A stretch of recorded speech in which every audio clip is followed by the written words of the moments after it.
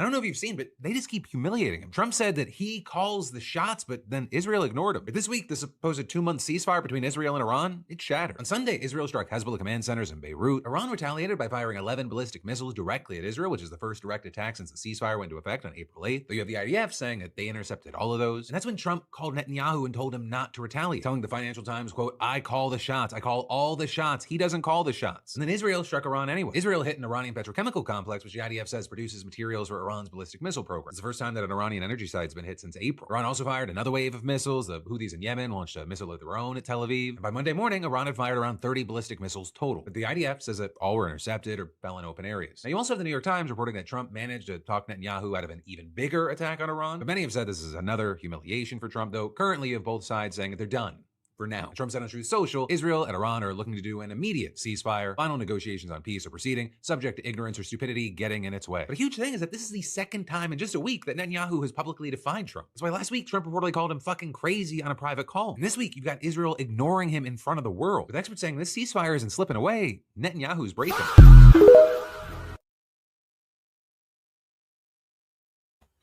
Yo, and we are live. Whoops. Well, that's weird. Hold on, try that again. Yo, this is S.E.T with S.E.T Media, guys, and I'm back with another one for you. All right, guys, we're going to go ahead and get right into it because we got a lot that went down today. Of course, CENTCOM announced that they took defensive strikes on Iran's pretty much the coast, on their port cities, because Iran shot down a U.S. helicopter, and then Iran fires back in response at Bahrain, at the U.S. Fifth Fleet. And just now it's been reported, guys, it just now came in that Iran pretty much also fired it off into Jordan, aiming for a U.S. airbase. But let's go ahead and get right into it, guys. And don't forget to double tap that screen, like the video, or smash the like button. All right, let's get right into it. Whoops. Right here. Oh. The U.S. attacking Iran. Iran now retaliating. A dangerous escalation in the war that's now on day 102. Tehran claiming it's firing missiles and drones towards U.S. targets. An attack after CENTCOM confirms the U.S. hit a number of targets in Iran. So this has been a back and forth, multiple explosions reported now along the Strait of Hormuz. And it all started, Trump says, when Iran shot down a U.S. Apache helicopter as it patrolled the crucial waterway. And that was a significant strike, maybe at the hands of an Iranian Shahed drone, coming amidst a ceasefire that was broken 2 days ago, with missiles hitting back and forth once again between Iran and Israel. The president tonight telling ABC's Jonathan Karl that this is a response to what they... Yeah, Bibi didn't hold. They did end up retaliating against Iran. And, well, they did go for a petrochemical plant. They didn't completely decimate it, but it was struck. And like I said, this would pretty much lead to Iran pretty much trying to strike bases in the region. Once again, showing that, yo, you may be able to strike us, but we can go ahead and damage all your bases and assets in the region, which they are going for. Like I said, they've even stepped it up to striking Jordan now. They did with our helicopter last night, and I believe the response should be very strong, very powerful, and that's what this was. Now, this is the first time in the war that an Apache's gone down by a country whose military, right, Trump claims to have obliterated. Certainly when it comes to things like the Navy and the Strait, it's been obliterated or left at the bottom of the sea many times, according to Trump. The attack coming just hours after Trump said the U.S. would be declaring victory in Iran in the next 2 weeks, and also that there was a deal, the cusp of a deal with Iran, which is a claim, in fact, that Trump has now made at least 38 times since the war began. They're begging to me. Yeah. So, yeah, it was funny, though. I was watching an interview with Robert Pape, and he said, yeah, I was looking it up, and Trump has been making this claim since March. And he's been making the same claim that we've been right around the corner from a deal, and now we're all the way in June and still no deal. Kind of wild. And, yeah, our intelligence community is going completely against Trump because, according to the Defense Intelligence Agency, Iran maintains, like I said, 70% of their pre-war missiles. They still got plenty of drones. They still got 60% of their Navy. So all of that damage that Trump has been bragging about, well, it turned out not to be. I think they want to make a deal very badly. Iran is dying to make a deal. We're going to end that war very quickly. They want to make a deal so badly. We're close to a very good deal. We're in the final throes of what will be a very, very good deal. Where does that deal stand tonight? Well, in a moment, we're going to take you live to the ground in Tehran. But first, I want to go straight to Kristen Holmes because she's out front live outside the White House. And Kristen, now a back and a forth happening in the Strait of Hormuz between the U.S. and Iran. I mean, what are you learning about the scope of the strikes this hour? Yeah, Aaron, it certainly doesn't seem as though they're moving in the right direction in terms of some kind of a peace deal. But what I'm told is that right now there is a limited scope when it comes to these strikes. They're looking at military targets along the Strait of Hormuz, but we are told that they are expecting more strikes throughout the evening. Now, one of the things that we have been told was that this was meant to be somewhat of a war. And guys, remember, this is like the 43rd. It's like the 43rd aircraft that's been struck down by Iran. And remember, it came out in congressional testimony that about 40 aircrafts or 42 aircrafts were struck down by Iran, about 24 of it mainly being drones. So we can kind of discount those. But the rest of them, that's a bit concerning because those were actually being piloted and they were able to be struck down. And like I said, Trump's been claiming this whole air supremacy when it's, I mean, we got it, but not to the degree that Trump is saying. I mean, like I said, they're able to shoot down over 40 of our aircrafts, now 43. Including this Apache helicopter. And thank God they was able to get that guy out. Like, thank God, within 2 hours, they was able to get him out with these, yeah, I guess they took a note here because, Iran actually have speedboat drones, like, yes, like drones that are speedboats that are actually drones that go up there and, pretty much do kamikaze missions. Well, the United States used that exact technology to go out there and pretty much save one of our own. So pretty cool. Warning shot fired to Iran after the downing of that Apache, and that they don't think long term this is going to affect any of those negotiations. Now, it's unclear whether or not they noted that Iran was going to retaliate and retaliate so quickly. We saw a post from Iran's foreign minister saying that any strike from the U.S. would essentially be countered. Now, the U.S. is still maintaining that it is somewhat optimistic about these negotiations, about reaching a peace deal. However, it's unclear whether or not that 2 to 3 day timeline, which President Trump laid out last night, still holds. Of course, we had heard that kind of timeline before, and we are still in the midst of this no longer even ceasefire as the two. Like I said, we've been hearing, oh, it's going to be a ceasefire any minute since March. Oh, guys, don't forget to double tap that screen and like the video, guys. Let's get more people on the conversation by double tapping that screen and smashing that like button. If you have any questions, comments, jokes, or disagreements, I'll be happy to read it out loud and engage with it. Just go ahead and send a super chat or a Venmo. Appreciate the support, guys. And let's keep it going. Sides are trading strikes. Unfortunately, this ceasefire is beginning to escalate, and this is not what the administration wants. Trump truly wants a deal, and I actually think the Iranians want a deal. But until we can stop shooting at each other, nobody's going to come to the negotiating table. I've been saying for quite some time that the president needs to think about his kind of long-term strategic goals. And what sucks about this is that it's not the actions of Iran that got us back into this conflict or got us back into kinetic strikes. It's not even the actions of the U.S.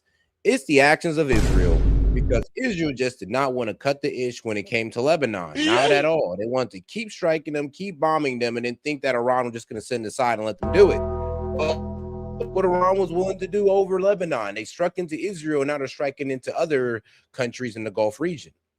And those should be, first and foremost, to get the strait open.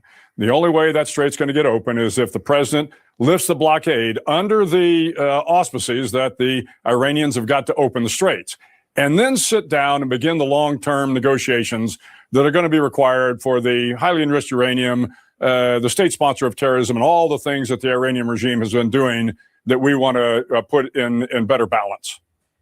Yeah, and of course, the irony of what you say, the first strategic goal is to return to the way things were before the war started, at least when it comes to the Strait of Hormuz itself, right, with reopening that. It does come in the context of this deal, Admiral, where Trump, as I said, the number that we counted is at least 38 times over the past couple of months. He has said that a deal with Iran was close to being finalized, right? There's a deal. And we know it often comes over the weekend. It comes ahead of the market opening. I played a few of those claims a few moments ago. But, you say you believe the Iranians also want a deal as well. How do you think they view, though, the reality that it is now very obvious to anyone on this planet that Trump really wants to make a deal? Yeah, of course, one of the Iranian stipulations for coming to the negotiating table was for the fighting between Hezbollah and Israel to stop. And that has continued, which is why you You've heard about the very contentious phone call that President Trump had. Yeah, and it kind of shows Trump's unwillingness to get back into kinetic strikes. Because let's be real, I mean, why is he over here taking demands from the Iranian negotiation team? If we have all this leverage in the world, how is Iran able to tell us to go tell your little brother Israel to chill the F out, or we're not giving you the ceasefire? Like I said, it kind of shows you what type of leverage Iran has when it comes to this war or conflict. And I'm going to tell you, they have escalation leverage. With Prime Minister Netanyahu, you've seen the continual, bombardment going back and forth between Israel and Hezbollah. And of course, this is what precipitated the Iranian attack the other day, and then the counterattack by the Israelis. So unfortunately, the president really has a lot of things going on here. He's got to convince the Israelis, yes, they have the right of self-protection. They need to protect themselves, but we've got to figure out a way to kind of broker some sort of ceasefire in Lebanon so that can be one of the stipulations that we kind of take off the table. Then it's so funny though, like when Trump was pretty much trying to convince Bibi not to strike, and he did it anyway, but when he was trying to convince him not to strike, it kind of showed, like, honestly, whose side a lot of these people are on, especially when it came to Mark Levin, Laura Loomer, like Lindsey Graham. Like, yeah, they're not on our side. They're not on America's side. Like, honestly, Israel just cutting the shit and just holding back would have been best for everybody. But these people decided to take it upon themselves to say that, oh, Trump is like he's turning his back on Israel. Israel has the right to defend themselves. And I'm like, well, here's the problem with that. This whole Israel has right to defend themselves argument is kind of the reason why there's a lot of turmoil in the Middle East, especially when it comes to Gaza and Lebanon. I mean, here's the effed up part. Israel creates the reason for them to defend themselves. Next thing is, we've got to figure out a way where we convince the Iranians that we will lift the blockade if they open the straits, and then sit down and begin the long-term and the hard negotiations that will come. I don't know about that, man. According to the top Iranian advisor that, CNN did an interview with, he was saying that we're not doing anything until we get our $25 billion in our frozen assets. So, yeah, I hope they just take, the naval blockade being released. I hope they just take that, but it sounds like they want that and sanction relief.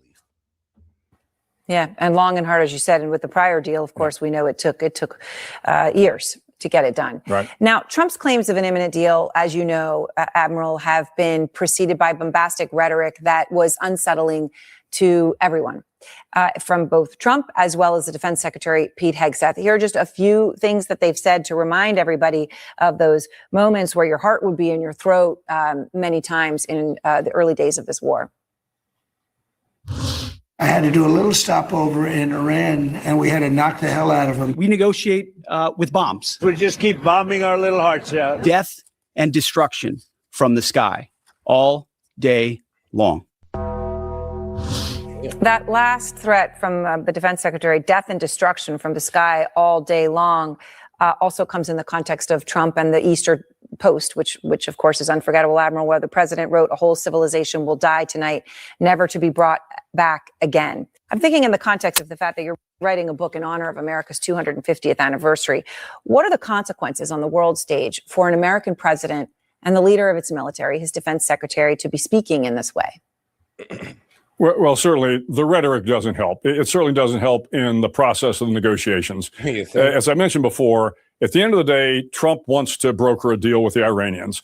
And the deal has got to begin with opening the straits. And so he's got to get them to the negotiating table. He's got to provide some sort of incentive that opens the straits and brings the Iranians to the negotiating table. The rhetoric won't help. But to your point about my book, Duty, Honor, Country, and Life, it really is about the incredible soldiers, sailors, airmen, Marines that I worked with over my 37 years. And it's those same soldiers, sailors. Yeah, we appreciate yours and their service. But now, all right, guys, let's go ahead and get on to the next video here. And like I said, don't forget to double tap that screen and like the video, guys, or smash the like button if you're watching on the horizontal. And if you're on the vertical, you want a better viewing experience, you can head over to the horizontal live. Just go ahead and click the icon above. Well, go ahead and hit the subscribe button, then hit the icon, then go to the horizontal live. All right, guys, let's go into Fox News. We do both sides of media here. But just in 20 targets struck by U.S. forces in Iran, CENTCOM says. So let's go ahead and get right into it with our guy, Sean Hannity. Round of defensive strikes against Iran earlier today after an American Apache helicopter was taken down by an Iranian drone last night over the Strait of Hormuz. President Trump announced in a Truth Social message earlier that the U.S. would respond to that attack. A few hours later, the military did just that. Here is one interesting detail from the attack last night. The crew of the downed helicopter was almost immediately rescued by a self-driving drone boat, likely the first time that has ever happened. And with the details from Washington. And what we hit was missile launch sites along the Strait of Hormuz and a couple of post cities. Coast cities, so they can't pretty much retaliate against us so swiftly. But here's the problem: they did anyway. And like I said, now they're targeting Bahrain, and now they're targeting Jordan. They're targeting our U.S. Fifth Fleet in Bahrain and our U.S. Air Base in Jordan. So this is the problem, and these strikes are going on right now as we speak. Like the strike on Jordan came out only 30 minutes ago. In D.C. tonight is our very own Jennifer Griffin. Jennifer, glad they're safe. Number one, the president did promise he would strike them back hard, and apparently he did. That's right, Sean. CENTCOM has just announced that the airstrikes targeting Iran have ended for now. 20 targets in total were struck. The strikes began at 5 p.m. Eastern. The initial targets included air defense systems and radars. Explosions have been reported at least 6 sites on Qeshm Island, over Bushehr, Hamadan, and in Iran's port city of Sirak, near the mouth of the Strait of Hormuz, and also Bandar Abbas, one of the main oil terminal port cities. CENTCOM called the strikes defensive and proportional. Iran's deputy foreign minister claimed that Iran had not fired any drones in the past 24 hours, but a senior U.S. official tells Fox it was an Iranian Shahed drone that shot down the U.S. Apache helicopter that had 2 Americans on board near the Strait of Hormuz yesterday. U.S. officials are not certain the Iranians meant to target the American helicopter, but say it doesn't matter because they saw Iran launch multiple drones at that time over the strait, targeting vessels in the international corridor. The 2 U.S.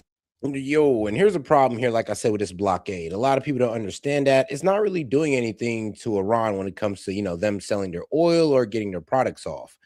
Now, cargo island is essential, but here's the thing. When it comes to selling to their main, buyers like China, they can always make it through Pakistan, and Russia, they can always take the Caspian Sea. And honestly, they can go into Kazakhstan and take the railway to China, which they've actually made together.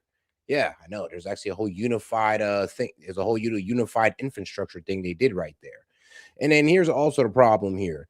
Now, with the strait being pretty much closed and locked down, Iran is still able to get their shadow fleets through. Like, shout out to the Wall Street Journal. They had a couple articles and did a whole video on how Iran is able to fake their position and a whole lot more and pass off their oil onto other ships to make it through the strait. And remember, the U.S. is only blocking ships that they confirm that can be aligned with Iran. If that ship can pretty much, hide that, they're getting through. And then, of course, let's not forget they're also paying that $1 to $2 million just to make it through. All right, though, let's get back to it. And make sure to like the video, guys. Appreciate the support. Time over the strait, targeting vessels in the international corridor. The 2 U.S. airmen were rescued by a Corsair, a 24-foot autonomous surface vessel with a 1,000 nautical mile range and a 1,000-pound payload capacity, built by Saronic Technologies. This is the first time the U.S. military or any military has used a sea drone to find and rescue stranded airmen at sea. Task Force 59 is the Navy's first operational AI and drone task force. It was established by Admiral Brad Cooper in 2021 when he was head of the Fifth Fleet. The downed crew climbed aboard the sea drone after spending 2 hours in the water. Shoot, maybe one of my military guys know, but I did not know we had an AI drone task force. Actually, that's pretty damn cool. I'm impressed. That's dope. I'm okay with that.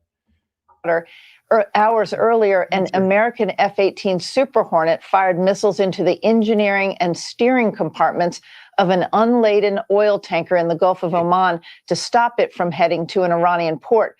24 stranded Indian crew members had to be airlifted to safety by Omani naval helicopters. Sean, Iran's foreign minister just issued a new statement vowing no attack will remain unanswered. Quote, leave our region if you want to be safe. History of the Persian Gulf, he said, has many chapters on dire fates of intruding outsiders. Sean?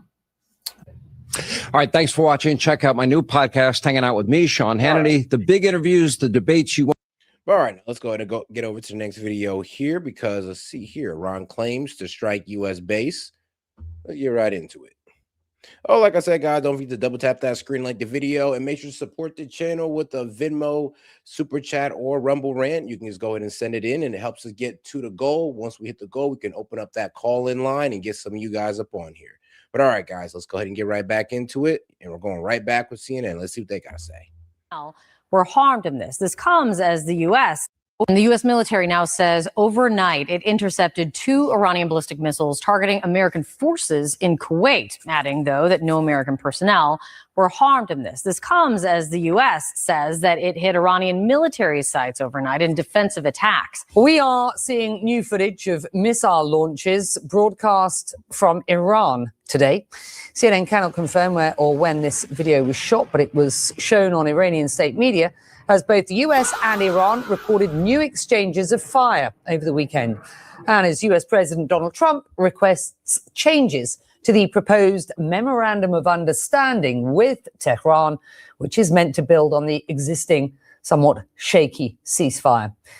Let's get a read on where things stand this hour. Our international diplomatic editor, Nick Robertson, is with us for that. Nick, a very basic question at this point. How long can this go on for?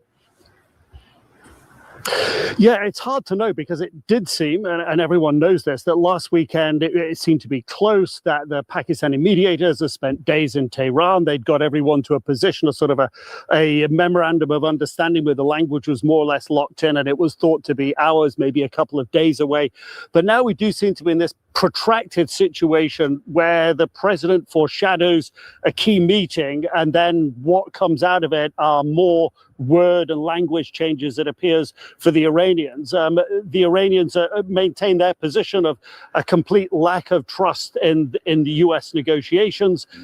And both sides are on a hair trigger, it seems, for a possible escalation. Yeah, here's the thing. I don't even understand, and look, guys, I'm all about a ceasefire and all this good stuff, but here's the problem, though. I don't even understand why we're even trying to work things out due to the mindset of Trump and a lot of people within the administration.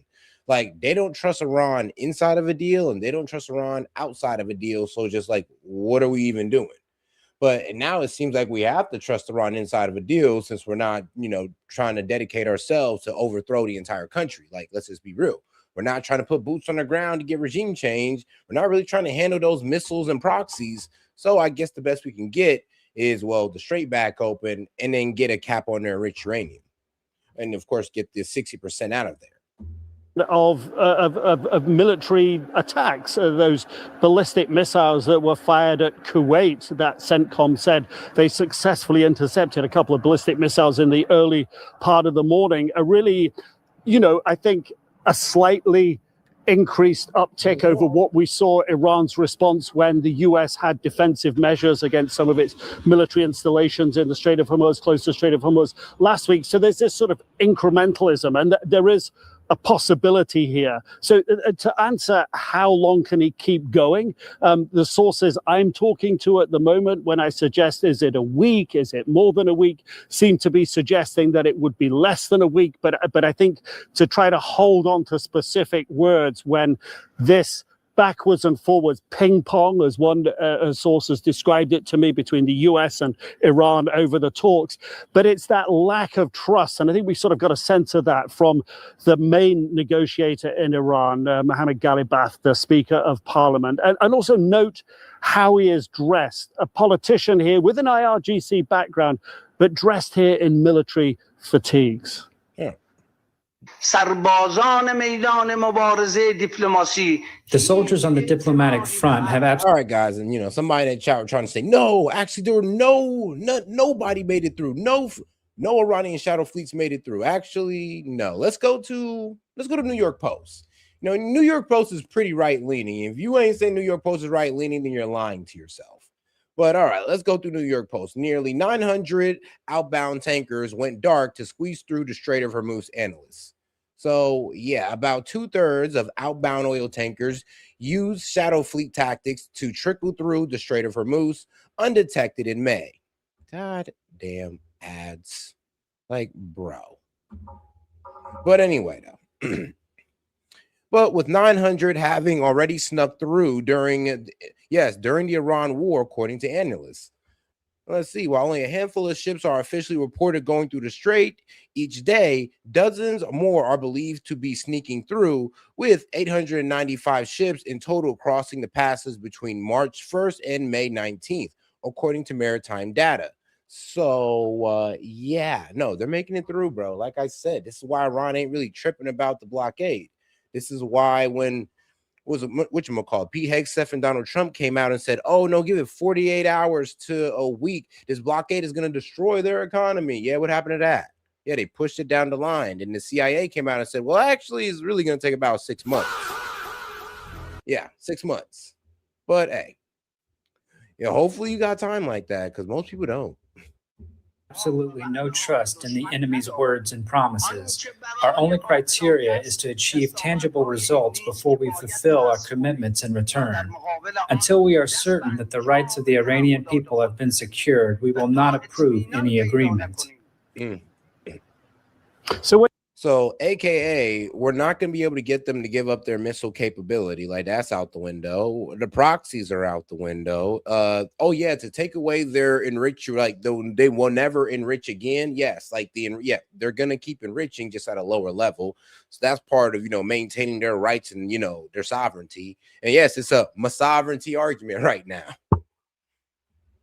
When you have a politician like that dressed in military fatigues, it's all part of the symbolic and positional messaging that's going on here. And Iran's key lack of trust and faith in the United States is, will it follow through? And it wants these commitments to be stood up more boldly, if you will. It appears on war reparations, money for war damage, frozen funds to be released.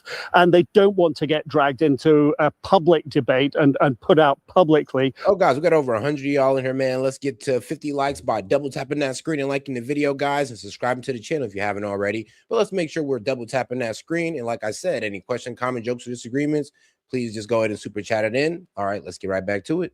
What's being said or not behind closed doors about Iran's position on its highly enriched uranium and its position on enriching uranium going forward. And that's why I think there's so much secrecy around what's going on. The President Trump doesn't want these details out there because he doesn't want to be seen to be giving Iran an easy time or a lot of money associated with whatever deal comes through. And we're stuck in that. But so best estimate to your answer, I'll go back to what the source said a little while ago. Maybe we're looking at a week or so. Joining me now to discuss more about this, CNN Global Affairs analyst Kim Dozier and CNN military analyst Colonel. All right, let's get over to the next video here. Let's get back over to Fox. Let's see here. New reports of tension between Trump and Netanyahu downplayed by top Israeli diplomat. Yeah, so everybody's pretty much trying to downplay or say this call between Netanyahu and Trump never happened, where Trump pretty much cussed him out and said, you're effing crazy. That's why nobody likes you. You're lucky your ass isn't in jail, all this good stuff. And Trump confirmed it in his interview that he walked off on. But a lot of people are pretty much saying, oh, that's all fluff. They're just trying to sell us a lie that as if Israel and or if Bibi and Trump are not aligned. And it's like, I mean, that actually could happen. I mean, look how things are working out in this war for Trump. Like, look at the polls. I can see him getting pretty frustrated with Bibi at this point. As we had promised, we acted accordingly. The powerful armed forces of the Islamic Republic of Iran, they act upon their stated commitments with speed and precision and make their American and Zionist enemies regret their actions. Should the terror regime make the mistake of attacking us again, we will respond with force because Israel has the full right to self-defense and we will exercise it as much as necessary. The Israeli Prime Minister Benjamin Netanyahu, and before that, Ibrahim Zolfagari, who's a spokesperson for the Islamic Revolutionary Guard Corps. We're now going to go in depth on the story that we brought you earlier about renewed hostilities between Iran and Israel and President Trump's message that he calls the shots in the region, seemingly a rebuke to the Israeli Prime Minister. Joining us now is Michael Leiter, the Israeli ambassador to the United States. Mr. Ambassador, thank you for taking time this afternoon.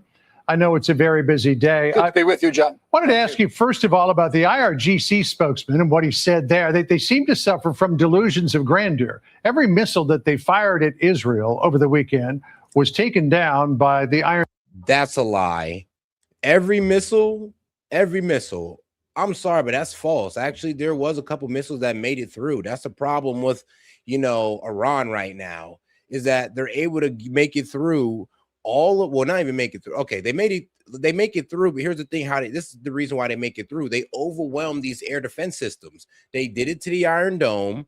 They did it to the ones in Bahrain, UAE, Qatar. That's all they do is just overwhelm our missile defense system with just like 20 missiles. So let's just be real, guys. We can't really stop Iran from firing off on our bases. And if all Fox News is going to do is just lie about it, I mean, bro, there's literally video evidence of these missiles landing in Israel. Like, so what are we saying here? But all right. Dome and other missile defense systems, yet they're talking like their attack was devastating. Well, it shouldn't surprise us. They do have delusions of grandeur. These are the Bro, even Israel said that Iran hit them. That's why they attacked them in the first place. They said they had to respond. Bro, trust me, I don't think Israel would have responded if they'd have got all the missiles. A missile landed and they was like, oh yeah, we got to hit you guys back. And they did. Men of Tehran, they've been calling for and working towards Israel's destruction now for 47 years. And they have not been successful. And on the contrary, together with our senior partner, the United States, we've degraded the Iranian forces. The issue is this. I mean, they fire ballistic missiles that can kill, maim, really destroy neighborhoods at will. Mm-hmm. And there's no self-respecting country in the world. I'm sorry. It's just like, it's really funny hearing an Israeli say that. They fire off ballistic missiles that destroy neighborhoods and civilian infrastructure at will. Well, what the hell are you doing in Lebanon? Actually, what were you doing for 2 years in Gaza? The exact same thing. That would absorb so many ballistic missiles into their territory without responding. We had to respond. We did respond. And they got a taste of how we can respond. Now, I saw a report in Axios that President Trump had said that he was going to call Prime Minister Netanyahu and tell him not to respond. Here's the thing. It was better that they didn't respond, but I understand why they did. I mean, they had to save face, but it'd have been better if they didn't respond to show that they're going to, tone down the hostilities, especially when it comes to Lebanon. And that's the only reason why Iran attacked Israel, because Israel was just going in on Lebanon. They went ahead and attacked Beirut, guys. They went ahead and went in there anyway after Iran told them not to. And bro, even President Trump told him not to. And he said, F both of y'all. Yes, Netanyahu said, F both of them. We're going in. And Iran struck. So really, Bibi brought this upon Israel, which is absolutely insane. The first wave of Iranian missiles. Is that true? Can you imagine getting warned by your ally and your enemy not to do something? You just do it anyway. Like a friend and a foe is both telling you, yo, don't do it. And you just do it anyway. You obviously don't give a fuck. You just don't care at that point. Well, John, I've been on all these calls and all the meetings that the prime minister has with the president. And I can tell you that there are journalists in the circuit who like to play up a certain narrative. Mm-hmm. The conversations between the prime minister and the president are cordial. They're friendly. They have a deep friendship that goes back some 40 years. And sometimes lovers have a spat. And sometimes the tension in the room and on the conversation can get a little heated. But for the most part. I ain't gonna lie, that's too funny.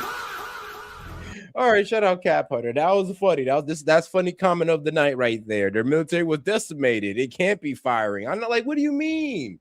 They only supposed to have 22% of their missiles left, according to Trump. What you mean they fired off? What do you mean they're able to get through air defense system? That doesn't even make logical sense, guys. We said we decimated their military. So obviously it can't be Iran. It got to be somebody else. We got to blame somebody else here, guys. It just can't be Iran, according to, Trump and Pete Hegseth's military assessment. You feel me? Oh, man, that is tough. We're dealing with a very, very close collaborative effort between the United States and Israel, and there's tremendous understanding. The president understands full well that we cannot absorb ballistic missiles into our country without responding. And at some point, the president said, let's try to spiral this down, lower the temperature, and which, of course, Prime Minister decided to do. Look, the main issue here is that Iran is trying to connect the negotiations with the United States with Lebanon. And they have nothing to do with Lebanon. They have nothing to do with Lebanon. We're not going to. Well, Lebanon, I'm be real with you. It's going to sound crazy, but it's kind of crazy how Iran's standing up for Lebanon's sovereignty more than the Lebanese government. I mean, it's kind of crazy how a group of terrorists, Hezbollah is protecting Lebanese land more than the Lebanese government. And here's the thing. Iran been stated that, look, if you strike Lebanon, you're going to set off Hezbollah, and we're going to have to stand behind Hezbollah. That's what Iran been stated. And here's the thing. The only reason why Hezbollah exists is because of what these guys are doing right now. Like, can you believe that shit? Like, bro, because you guys went into Lebanon and have been trying to take it and annex it. Like, that's the reason why Hezbollah even exists. So to keep on doing the same action that created Hezbollah and then expecting these guys not to react is insane. And then when Iran tells you explicitly, like, yo, if you keep on attacking Lebanon and if you really go into Beirut, we're going to strike you, you guys do it anyway. I mean, what do you expect? And then they put it out there as part of the ceasefire. I mean, we're trying to get this ceasefire. Are you not? No, really. Somebody got to ask Israel, like, bro, like, how's your gas situation looking? How are you looking? Because the global economy is not looking so well. Like, y'all must be doing great the way y'all trying to escalate this. Allow Hezbollah to dominate Lebanon, to fire killer drones and missiles and rockets into our northern communities and let them have impunity in Beirut. That's understood really by everyone, particularly by our American friends. So when we hit Hezbollah, that has nothing to do with Iran, and they have to stay out of it. Lebanon wants Iran to stay out of it. We're on the same page with Lebanon about keeping Iran out of our area. I mean, this has been going on so long with Hezbollah. I was there in 2006 during the big war that Israel had with Hezbollah. Yet Iran seems to have successfully convinced President Trump to link Hezbollah and Lebanon with the broader ceasefire. How does that complicate things for you? I don't think so. I don't think that it complicates things because now they just can't take Lebanon. And then, bro, did you hear about that BS ceasefire deal that Israel proposed? They pretty much said, oh, yeah, let us take your land and then we'll have a ceasefire. That's pretty much what they said. Like, pretty much F the whole reason. Yeah, so de-arm Hezbollah and let us take your land. I was like, bro, these guys are insane. And then they're going to rewrite history and said, oh, we offered a ceasefire. These crazy mullahs, these crazy Islamists didn't want to take it. Your ceasefire was them taking their land and taking their guns. What the hell? Like, who's accepting that? President Trump is going to allow Iran that kind of largesse. They're not going to be successful in linking Lebanon. Lebanon will not have a future if it remains linked to Iran. The president of Lebanon has said that, President Aoun. We believe that in order for Israel to have security and for Lebanon to have freedom, it is absolutely imperative that Iran is delinked from the Lebanon issue. Truly, it's imperative that Iran be delinked from pretty everything else in the Middle East. And I think that's the direction. President Trump has said repeatedly he will not. They want Iran delinked because it does weaken Hezbollah support. It does. Like, let's be real. But that's not going to stop Hezbollah. Hezbollah has been fighting Israel before Iran supported them. And the only reason why Hezbollah exists is because of Israel's aggression. And it's kind of crazy how Israel likes to start this off, like, you know, after retaliation. Like, after Israel does something, they didn't want to start the story off on, oh, well, then they attacked us. And then after that, they just been violent towards us ever since. I mean, like, how come y'all don't ever want to start it off to the point where, you know, you guys attack them first, you try to take their land, and they're just responding to you? And now, apparently, you responding again, your land taken makes you a terrorist. So, not sign a bad deal with Iran, and a bad deal would be allowing that linkage to take place. Right. It's not going to happen. But in terms of a deal itself, the Financial Times reports that President Trump told Benjamin Netanyahu that he's got no choice but to accept whatever the president negotiates. Here's what the Financial Times wrote. He won't have any choice, Trump told the FT in a telephone interview. I call the shots. I call all the shots. He, Netanyahu, doesn't call the shots. Will Israel be beholden to accept whatever President Trump comes up with? You know, I only wish that the Financial Times reporting that would be on the calls with President Trump and Prime Minister Netanyahu, because that's not the tone of the conversation. It's much more one of cooperation, of friendship, of collegiality, and they consult with one another. And I think ultimately we entered this war against. Like, look, well, Israel just got to admit that Iran is not going to let you guys take Lebanon. I mean, and if you guys really want to take Lebanon, then you're just going to have to fight Iran for it. It's just like that. That's just what Iran is stating. That's their position. It is what it is. They're not backing off of it. And if we want this ceasefire, which apparently is more important to us than Israel, then we're going to have to put Israel to the side, tell them to calm their ass down, get back into the ceasefire that they violated multiple times with Hezbollah, and pray to God that they can obey it for once in their goddamn existence. And, you know, we take care of their nuclear enrichment and just ride off into the sunset. Because let me be honest with you guys, taking care of those missiles and those proxies is not our problem, and it's not even possible at this point. If anything, we literally vindicated Iran's reason to have their proxies and their missiles. So even talking about that in this like current time is just, it's nonsense. Iran together. We will end it together without tension or acrimony that some journalists would like to have. The bottom line is there are people, the same people trying to link Iran to Lebanon, or the same. Bro, and you know, it's crazy. It'd be people like this guy Rick from Oregon. It'd be dumbasses like him who have like this suggestion and they don't know anything about the Middle East. You know, a lot of these countries in the Middle East are going through a population problem. Like they can't afford to take in more immigrants. Just like how you're in America and we all understand how we can't afford to take in any more immigrants without destabilizing the country. Yeah, they're going through it at a much higher degree. So it's kind of crazy how y'all don't understand that, talking about, oh, just send the Palestinians here, there, and other places. Like, dog, what is wrong with y'all? Why can't they just have their own land? But y'all are people trying to de-link the United States and Israel. But Iran won't be linked to Lebanon, and we will not be de-linked from the United States. But Mr. Ambassador, the FT might not. No, literally, Egypt has a population problem. Like they can't support their population. And if you don't know that, then I mean, maybe you shouldn't be speaking on this type of stuff. Like maybe you should learn about the Middle East more if we just try to say send a whole group of people off to a country that can't really support them. Like, isn't that a bit insane? Like you don't know anything, but all right. But please, I'll go ahead and I'll enlighten you, right? So Egypt's population has officially surpassed 108 million. The core problems center on severe geographical concentration, where 95% of the population lives in just 5% of the land along the Nile River, because that's basically the only habitable land where they could be next to resources that's able to stabilize a community or city or state. Combined with explosive growth that extensively strains the economy, infrastructure, and natural resources. But for some reason, this dumbass here want to talk about just push the Palestinians in. That's why they built a wall, bro. It wasn't to keep the Palestinians out. It was to protect their damn country, just like we're trying to do. Might have been on the phone conversation between President Trump and Benjamin Netanyahu, but they were told that by the president. Well, I've been on those conversations, and I think the president was making a point. I think it's much more important to put the focus on what we actually implement together rather than a statement like that or other statements that he's made from time to time. The fact of the matter is the level of collaboration between our countries has never been greater.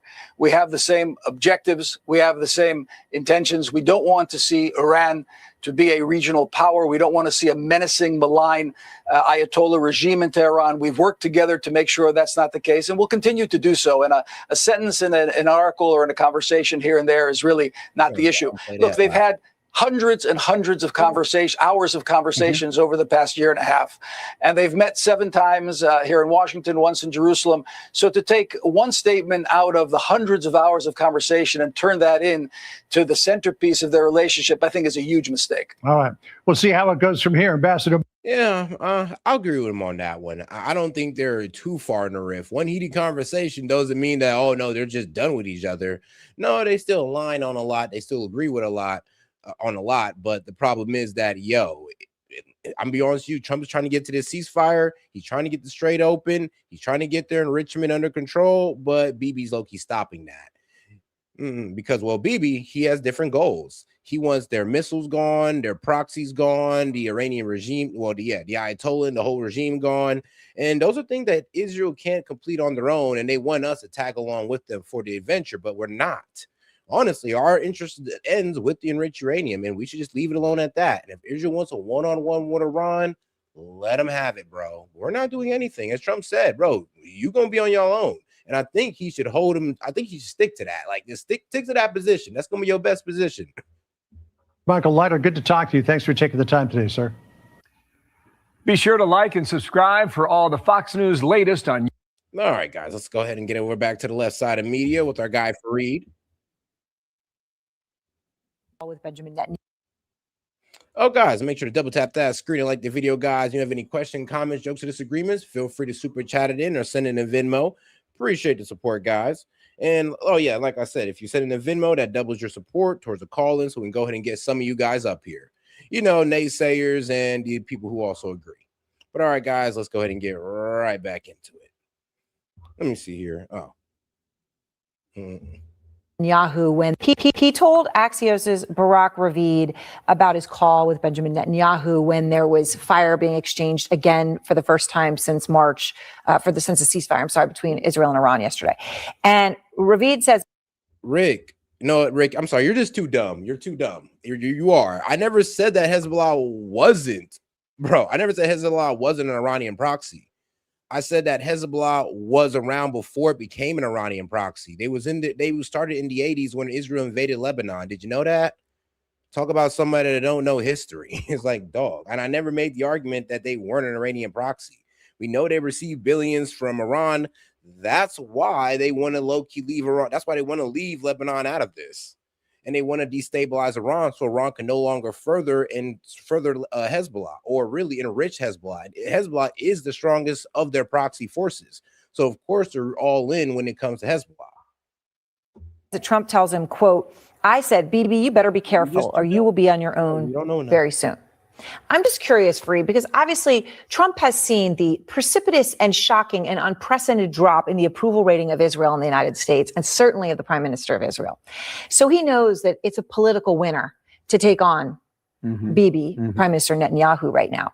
What's the reality of their relationship? Does that quote reflect it or not? I don't think so. I think Trump was letting off steam. I think partly he reads the polls just like all of us.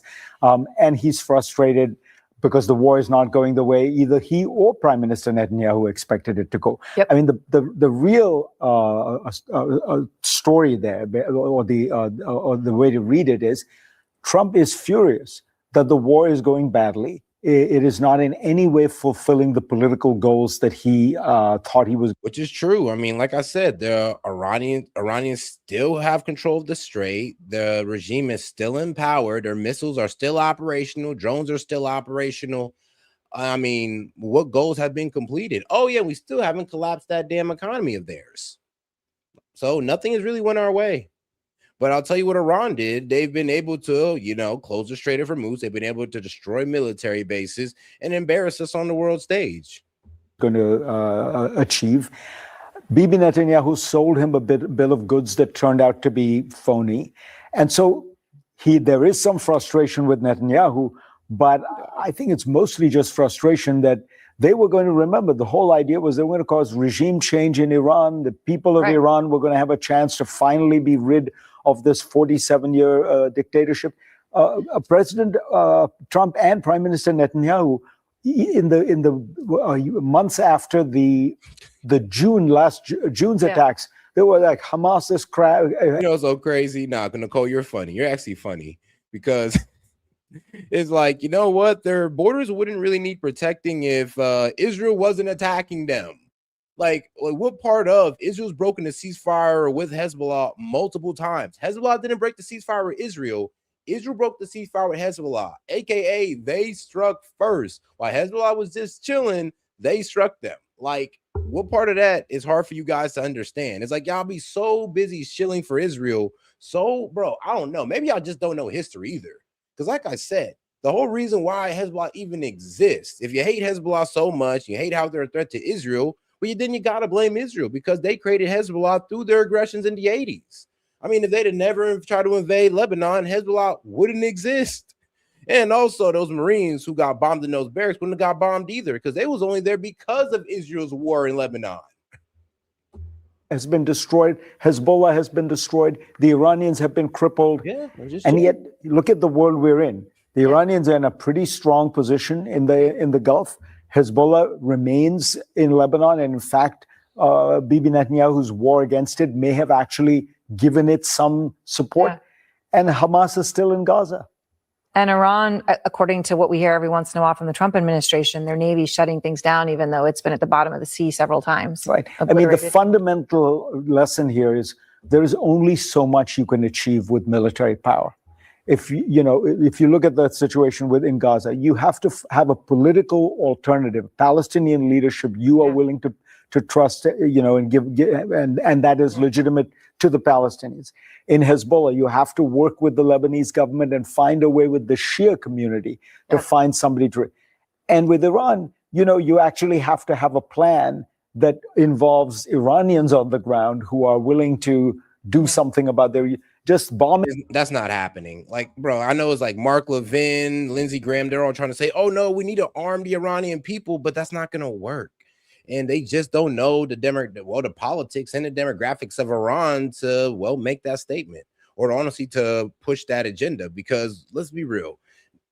The problem with Iran is that, one, you got to understand the parties in Iran, the principalists and the reformists. There's two parties. There's the pro-IRGC party and a party that's also pro-IRGC, but they're a bit for more reforms. They're the people who push for more like closer relationships with the West, pushing for women's rights and all this good stuff. This is why, Iran, low-key has some of the most educated women. Shout out to the reformist crowd. But the main problem is that if we try to sit there and invade Iran and we start to sit there and arm these folks, like, who do we have to trust? We don't know. Oh, but I'll tell you what we do know. We know that there are 61 million people in Iran that's willing to register an election that ran by the Ayatollah. Only 30 million of those people participated. 13 million of those voted for the pro-IRGC candidate, the principalist candidate. What does that tell you? That's 13 million people confirmed that's not going to be okay with us arming the citizens that are against them. And here's the thing. We're not even sure about the reformists. We're not even sure if all of them want to go along with us because they voted for a candidate that, once again, was chosen by the Ayatollah, chosen by the religious clerics. So trying to arm people in Iran is honestly a bad idea because, in my personal opinion, I don't think that we have the numbers. I don't think there's the numbers there. Like the Iranian Revolution popped off of 1 to maybe 3 million people. We don't got that in Iran. And hoping has turned out. And for the other point as well on Israel breaking multiple ceasefires, because it's absolutely hilarious how some people don't know that. But let's see here. There's no single agreed upon number for how many times Israel has broken the ceasefire with Hezbollah. I know they broke it so many times, it's hard to count, guys. As tracking agencies, international bodies, and involved governments use different reporting metrics. Reports vary. United Nations, UN peacekeepers have documented more than 10,000 Israeli airspace violations and over 2,500 ground violations. France, within days of the truce, the French government reported 52 Israeli violations. So it gets even worse. Media and think tanks, investigations by media outlets like Al Jazeera and independent data monitors have tracked between 660 to 2,740 separate Israeli violations of the agreement, including ongoing ground incursion and airstrikes. But oh no, oy vey, we're the victims. Okay, bro. Okay. It's like, come on, bro. Everybody know this, I guess, but them. Not to be a strategy. Yeah. Bombing and hoping, and to summarize it so well. Thank you so much, Fareed. Barack, I know you reported that the U.S. was nearly pulled back into a full-scale war by the fighting between Israel and Iran over the past few days. How close did that actually get? I think it got pretty close because the Israelis on Monday were planning a massive strike on Iran, a wave of strikes that included more than 50 fighter jets that were supposed to fly to Iran and drop and launch airborne ballistic missiles towards many, many targets, including very sensitive ones that have to do with Iran's infrastructure. And I think that if that strike would have happened, there was the risk of escalating back into an all-out war was really great. And I think that was the point that President Trump basically shut it down by telling Netanyahu, that's it, you can't do that. And Netanyahu had to accept and told his generals that they have to abort mission. And one of the things President Trump told me yesterday that he told Netanyahu during their conversations over those dramatic 24 hours was that he needs to be careful, because if he goes too far, he might find himself fighting Iran on his own. We're negotiating now, and they want to make a very good deal. They're willing to give us. I guess I can grill you one last time, Rick, because it's kind of wild how you don't know this. So here's the thing. When I said that Israeli aggression literally created Hezbollah, what part of this don't you understand? So let's get into it. The group Hezbollah was formed in 1982 by the Lebanese Shiite militants during the chaos of the Lebanese Civil War and the Israeli invasion of Lebanon. So why were they created? Because of what? Lebanese Civil War and the Israeli invasion of Lebanon. And because of this Israeli invasion of Lebanon, Iran took it apart themselves to go ahead and take advantage of that. Yes, the turmoil that Israel caused in Lebanon opened the door for Iran to start funding their favorite groups and thus created Hezbollah. So how was Hezbollah created? Through what events? And what events enacted by who? Say it for me now. Israel. I mean, come on now. But all right, let's get back to it. I guess I'm done grilling these guys. Like, man. Everything. They're willing to give us no nuclear weapon. I think we are winning that battle, but you're really going to win it over the next 2 weeks when we declare total. It'll be a total victory. If that sounds familiar, it's because it's not the first time the president has made promises about how quickly he expects to see significant progress in this war. I think we're 2 or 3 weeks. We'll leave. Right from the beginning, we projected 4 to 5 weeks. I'm talking about days? I think so. Okay. We're going to hit them extremely hard over the next 2 to 3 weeks. And it didn't work out too well. This comes as the president had not 1, but 2 phone calls in a matter of a couple of hours with the Israeli Prime Minister Benjamin Netanyahu. Sources say that before that second call, Israel was actually preparing for a significant attack on Tehran, but the intervention by the president appeared to have worked. As Prime Minister Netanyahu later announced afterward, Israel has halted its attacks on Iran for now. Joining me now is the Israeli ambassador to the United States, Michael Leiter. And Ambassador, it's great to have you here. Why, in your view, was the president successful in getting the prime minister to call off these strikes? Well, that's an assumption. First of all, it's very good to be with you, Caitlin. We hit Iran back very hard. Iran fired ballistic missiles into our country. No self-respecting country in the world would allow a malign country to fire ballistic missiles into its territory. They did. They could have killed hundreds. They could have caused mayhem and destruction. And it's very clear that we're going to respond. We did respond. We hit them back hard, and we'll do so again if they choose to fire ballistic missiles into our country. Well, obviously, as you heard the prime minister, I mean, he did say earlier that that Israel is stopping its attacks on Iran for now, but said he reserved the right to restart them. You heard the president say there he expects that they'll declare total victory in 2 weeks. Does Israel believe the United States and Iran are 2 weeks away from ending this war? Well, we certainly hope so. The important thing is that the war ends in such a way where Iran can no longer threaten the region and threaten the world. This is a malevolent government that's been in power for 47 years and has destabilized the region and has caused mayhem upon all the countries in the area. If we can end this war where Iran no longer has a nuclear weapons program, no longer has a ballistic missile program that can hold the world hostage, and no longer supports its proxies like Hamas and Hezbollah. And if that can be achieved through negotiation and a deal, then the war will be won, whether it's in 2 weeks or 2 hours. But we're hoping that that's the outcome. No longer to have this malevolent government coming out of Tehran, these madmen of Tehran who shoot ballistic missiles into their neighbors. This has to stop. Well, I mean, in terms of what a deal is going to look like, the president told the Financial Times that Netanyahu won't have any choice but to accept any deal that he strikes with Iran. He says, quote, I call the shots, he doesn't. Is the president right? Well, obviously, the president of the United States calls the shots. But there's a wonderful relationship between the president. But it's funny though, the pro-Israel crowd didn't really like that though. They didn't like Trump's tone on pretty much telling Bibi, step down, don't do it.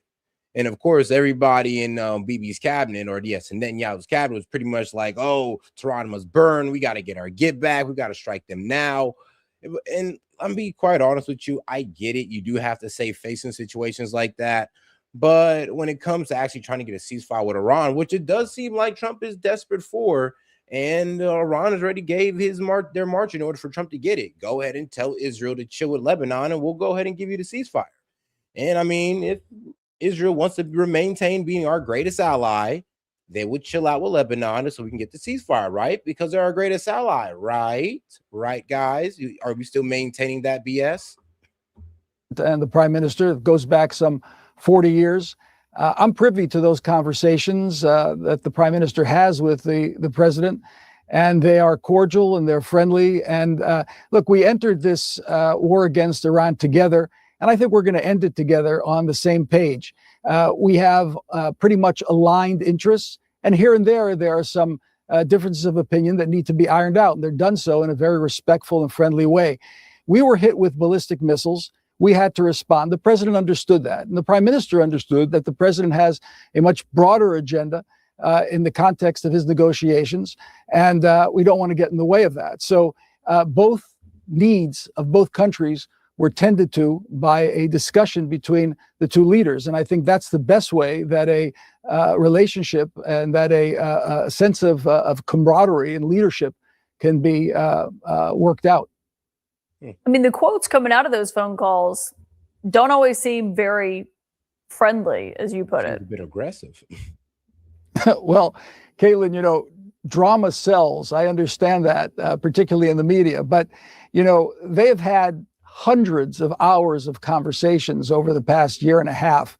And, to cherry pick one expression, and after all, Caitlin, lovers do have spats. So they could have a little bit of a testy exchange. But that doesn't mean that the level of friendship, and look at the level of collaboration between our two countries. There's no other country in the world that flew shoulder to shoulder and wing to wing with the United States of America, but Israel. We've never asked for your boots on the ground. We fight our wars. And when the United States said, we need your help in fighting Iran, we were there. We didn't close our airspace to you like France or Spain. On the contrary, your planes are parked in Ben Gurion Airport right now. So we are a very close ally. We're a junior ally, but we're a model ally. No, I don't know about that. I don't know about a model ally. Junior ally for sure, but model ally? Nah, not you. You know who's a model ally? You know what? Qatar. Qatar is a model ally. You don't know why? Qatar doesn't get us into no bullshit. They invest in our AI, they invest in our weapons. And I mean, come on, it sounds like a way better ally than Israel. I mean, they don't drag us into no wars. Oh man, and they help prop up our petrodollar through using only our dollar to sell their oil. I mean, that just sounds like a way better ally than Israel. Let's just be real. That's a better ally right there. Sure, the whole Muslim thing, but I mean, let's be real. Just take out the Muslim thing, take out that, and they're better allies. And honestly, you shouldn't even have to take out the Muslim thing. It honestly shouldn't matter. But hey, it is what it is. I understand that you're a diplomat, but I mean, it's not just one or two quotes. I mean, the president himself told Barack Ravid that he warned Netanyahu, quote, "You better be careful or you'll be on your own very soon if you don't follow the orders and halt the strikes," is what he was referencing to. Obviously, they reported earlier that he asked him what the F. Hold on. No. It's kind of funny how people are trying to say, oh, well, Qatar does this, that, and the third. I mean, has Qatar ever bombed the U.S. ship? The USS Liberty. Remember how Israel bombed that ship? Has Qatar ever did that to us? Has Qatar ever been caught spying? Actually, did you know that the Pentagon raised Israel's threat level for spying like, a day ago? Did you know that? So it's kind of crazy how everybody has all this to say about Qatar, but as soon as you bring up Israel, crickets. I don't ever hear that. But let's get into that Pentagon assessment of Israel, because that's actually does need to be brought up again. Because How do y'all not know this stuff? How can y'all sit there and have this criticism of Qatar when, I mean, when you kind of put the two together, yeah, Qatar's looking like a better ally and more trustworthy as well, believe it or not. But all right. Pentagon raises Israeli espionage threat to critical level. Like, dog. And then of course you got what?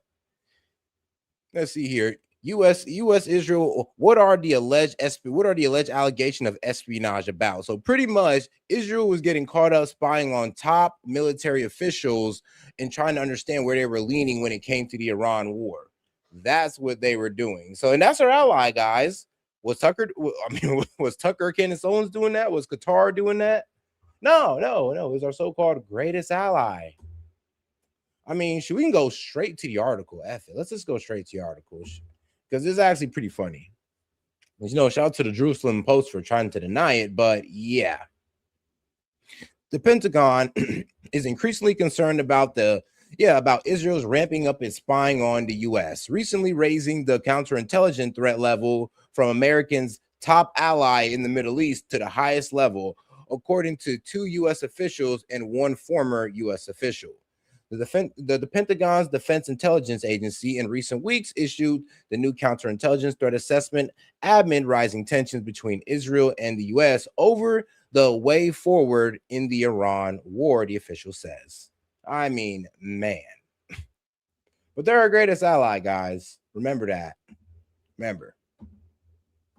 He was doing last week, saying that everyone hates you, everyone hates Israel because of this. I mean, are you saying that the president didn't say those things to the prime minister? I wouldn't get too carried away with reports of one journalist or another who may have a particular agenda. The fact of the matter is, again, they've met 7 times in Washington, once in Jerusalem. And it's funny how the two are crashing out in the chat. Like Nicole and Rick are crashing out from the chat, but they still can't say how Israel's a better ally than Qatar. Like I said, prop up our economy, buys our weapons, don't drag us into conflicts. Actually, that's prime. I mean, Israel helped drag us into that Iraq war, by the way. Remember, he said that there would be positive reverberations if Saddam was taken down. Cost us trillions of dollars, by the way. I mean, the Qatar ain't never done that. Qatar ain't never got caught spying on us. They ain't never got caught buying politicians. There's no politician out there talking about how, oh, we just need to take out whoever Qatar's enemies are. No, but we are doing that for Israel. Funny though. But all right, let's get into our guy, Professor Pate. Because I ain't gonna lie, he did a really good explanation on but he did a really good explanation on the escalation trap that's happening right now between the U.S. and Iran. So let's get into it with our guy, Professor Pate. Like, man, like, no, like, bro, all right, no, explain that argument. Please tell me one politician that's out there right now talking about we need to do this, that, and the third for Qatar. But I can name you multiple politicians, shoot, Ted Cruz, Lindsey Graham, Randy Fine, that all sits out there and say we should do this, that, and the third for Israel. Now, name him for Qatar. Go. Very excited now to be joined by our great friend of the show, Professor Robert Pape of the University of Chicago. It's good to see you, sir. Thanks for coming back. Thank you so much for having me. Absolutely. Let's go ahead and start with B1. This really caught our interest, Professor. Curious for your reaction. The commander of the IRGC Quds Force issued a very interesting statement yesterday. He said that they would establish a new security belt of resistance that from the Strait of Hormuz to the Bab al-Mandeb Strait off of Yemen, and then to the Gulf to the Red Sea. According to these new comments by state media, they are now using the term resistance or axis of resistance to refer to Iranian allies in the region from Hezbollah to Yemen's Houthis. What do you make of this new term of the axis of resistance, this security belt comment in the context of everything that's been happening here in this war? Like, and here's a problem. If they pop off with Yemen, I mean, that is going to be terrible because Yemen, they're able to control, well, they'll be able to close off the Red Sea. They've already bankrupted a port before. They've actually bankrupted one of Israel's ports. And here's the problem, like I said, with Yemen, it's just the location of it. Let me see if I can get a map of the Middle East here so we can get a representation of where Yemen is. And it's actually pretty good. All right, look at this right here. This is Yemen, and the Houthis are over here in this part of Yemen right here. So these guys have missiles and all that good stuff, and they're able to close down the Red Sea. They were doing piracy in the Red Sea and all that, and they were able to bankrupt a port in Israel because of their piracy. Now they also they've also fired missiles into Israel, but let's be real though. I mean, due to the length, Israel is able to intercept those missiles pretty easily, but as of lately, not so well because they're being overwhelmed by Hezbollah and Iran. And here's also a thing that Yemen can do. They can attack Saudi Arabia's energy infrastructure, water desalination structure, bases, and that we still have there a whole lot easier than Iran can. I mean, they're right here. And then, of course, they can also start effing with our allies in Oman, UAE, and Qatar. So, yeah. But all right, let's get back to our guy, Professor Pape. And guys, make sure to double tap that screen, like the video, guys. If you've got any questions, comments, jokes, or disagreements, feel free to super chat in. Helps us get closer to the goal so we can have some of you guys up here. But all right, guys, let's get right back into it. This is more evidence for the new stage of the war that we've entered into. We just passed day 100 of the Iran war. There is no end in sight. We are not at the end. We are in the middle game. And in the middle game, the most distinctive feature, which has happened for weeks, and this, what you just showed is strong evidence of it, is that Iran has moved from survival to ambition. Let me say that again. Iran is no longer just considering how does it survive. Iran is moving from survival to ambition. You see that in its behavior. You see that a week ago, it responds to relatively minor strikes here by the U.S. by upping the ante to put pressure on Kuwait and Bahrain. They are not just doing tit for tat. They are using a version of their own escalation dominance to put pressure on those Gulf states to withdraw American forces from their territory. Almost at the same time. Oh, guys, make sure to double tap that screen, like the video, guys. Got over 100 of y'all in here, man. Let's get to 50 likes. So help me out by double tapping that screen and smashing that like button.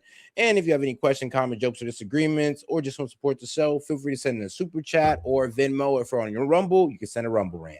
All right, guys, let's get right back into it. They threaten Israel. You attack Hezbollah's strongholds in Beirut. That's Iran's key ally. And Iran is going to punish, going to retaliate. This is part of that new red line that you just showed. They are extending an umbrella. They are not just worrying about survival in Tehran. They're extending an umbrella, a new architecture. That is a new ambition. And then last week, right at the end of last week, the senior... Hey, and shout out Misfit Supervisor. She said 1 year strong. Let's go. Hey, appreciate the support, sis. Shout out to Misfit Supervisor. You know what? You get a celebration dance. Raise a blade.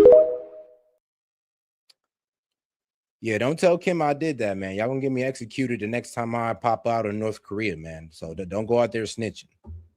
Advisor to the supreme leader made a statement almost identical to what you just showed, except did not define the umbrella area so clearly. Used the same geographic space, by the way, but not that clear set of red lines. So what you are seeing is... Damn it, Nicole, you still haven't provided. See, you damn near gave me the argument. You gave me the debate. You haven't been able to name nothing. I said, name a politician that speaks about Qatar the same way Randy Fine, the same way Lindsey Graham, like, bro, like the same way. What's the other one? Mark Levin, like, well, not even Mark. We can't count Mark Levin, but name the way that. I'm sorry, but yeah, please name the way that Qatar uses money to buy politicians to where they're speaking in support of Qatar the same way that Israel buy politicians to speak in support of them, like Ted Cruz, Randy Fine. I mean, what was the other one? No, we can even say Mike Huckabee. Like, he counts too. So please find me guys that are speaking about Qatar in that same manner. And I told you to do it and you can't. What you were able to do was find what? Companies that have Qatari ownership. I'm pretty sure if I look into those companies, it's not only by Qatar. Qatar has partial ownership in a lot of companies. So if you're saying that every company that supports you, if they just have a little bit of Qatari ownership, they're automatically being bought by Qatar. Do you hear yourself? Like I said, a lot of you don't even make sense. And you can't even name the companies because you know I'm right, because it's only going to have partial Qatari ownership. And that means you're going to have to blame it all on everybody that has ownership in that company. And you know how dumb that would be. But thank you for giving me the argument. Is that Iran has gained power in the opening stage. That's like the opening in chess. It has gained power. And in the middle game, it's not just happy going for a draw. It's going to extend that power in a more ambitious way. And that middle game with this new security architecture, and I'm glad to say a bit more about that, but this middle game, this is going to go on, folks, through the summer. We are almost surely now going to have the new crisis in the world economy based on Iran's behavior and rhetoric. This is almost locked in. The world may not fully expect it, but this is what you would expect. This is what the direction of the modeling for the 20 years would expect. So this is what he's pretty much saying. Guys, since we could not remove Iran off the Strait by force, and we got to pretty much, make a deal with them to get them to release their control, what does that tell you? That now Iran does control the Strait. And they control if it's open or closed, and it's on their good grace. AKA, if Iran says, yo, Israel, you got to stop doing this, we're going to close the Strait on everybody, Israel better fucking do it. If Iran says, yo, if you don't do this, America, you don't remove these bases, we're going to close the Strait, then I guess we better effing do it, unless we're willing to go into military strikes to take their control off the Strait. This is what he means by, yo, they're going to start getting really ambitious, and it's kind of showing already. And then I'm sorry to also say this is not just going to end on Labor Day. Donald Trump extended the naval blockade to Labor Day as if this is going to be over by Labor Day, which, of course, very convenient for him with the midterms.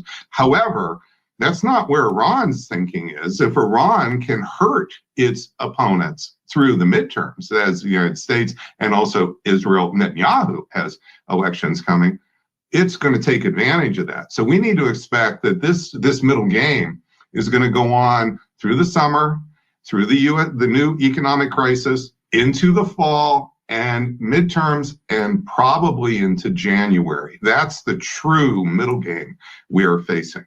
Wow.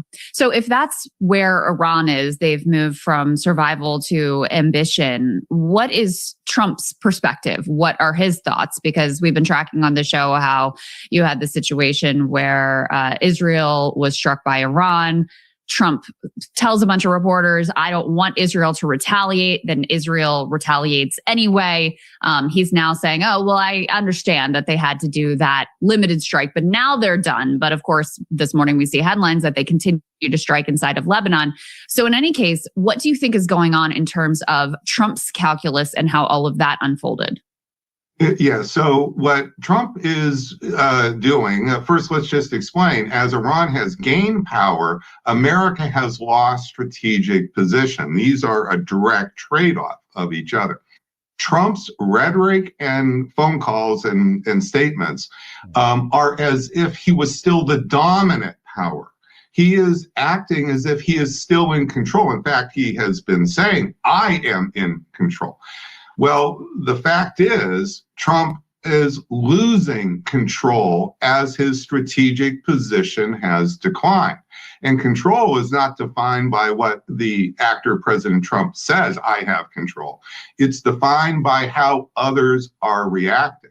So point number one, the Iranians have said, and this is what the advisor to the Supreme Leader said late last week, that they're just going to ignore what Trump says about negotiations. It's not they're going to respond to it tit for tat. They're just ignoring him.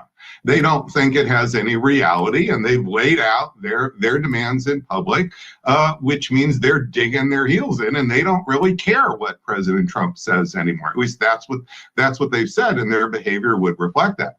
Israel also they're still taking, Netanyahu is still taking President Trump's calls. Okay, so I'm not saying that they've gone that far as not taking the call. They're taking the call, but Netanyahu did not follow Trump's orders. Trump tried to order Netanyahu not to retaliate, and what happened? Netanyahu launched airstrikes on Iran in Western and Central Iran against some key targets. So this is the opposite of listening to President Trump. President Trump is losing control because his behavior and rhetoric has been as if he had not lost that strategic position. Right. Well, in war, the realities dictate everything.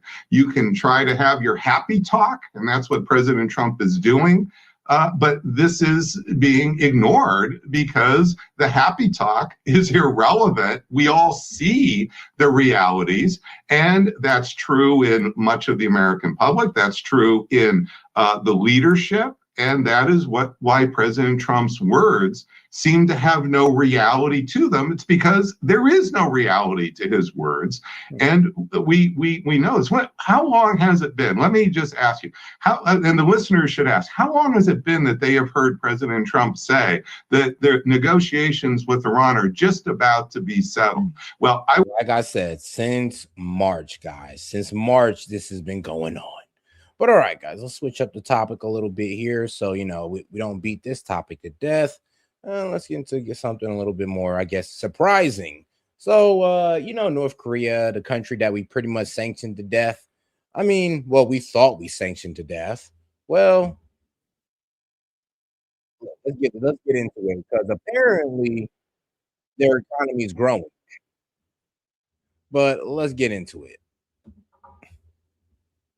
Let's see what so we wanted to take a bit of a look at what is going on in North Korea, and there are a number of reasons to do this. So first of all, let's put C3 up on the screen.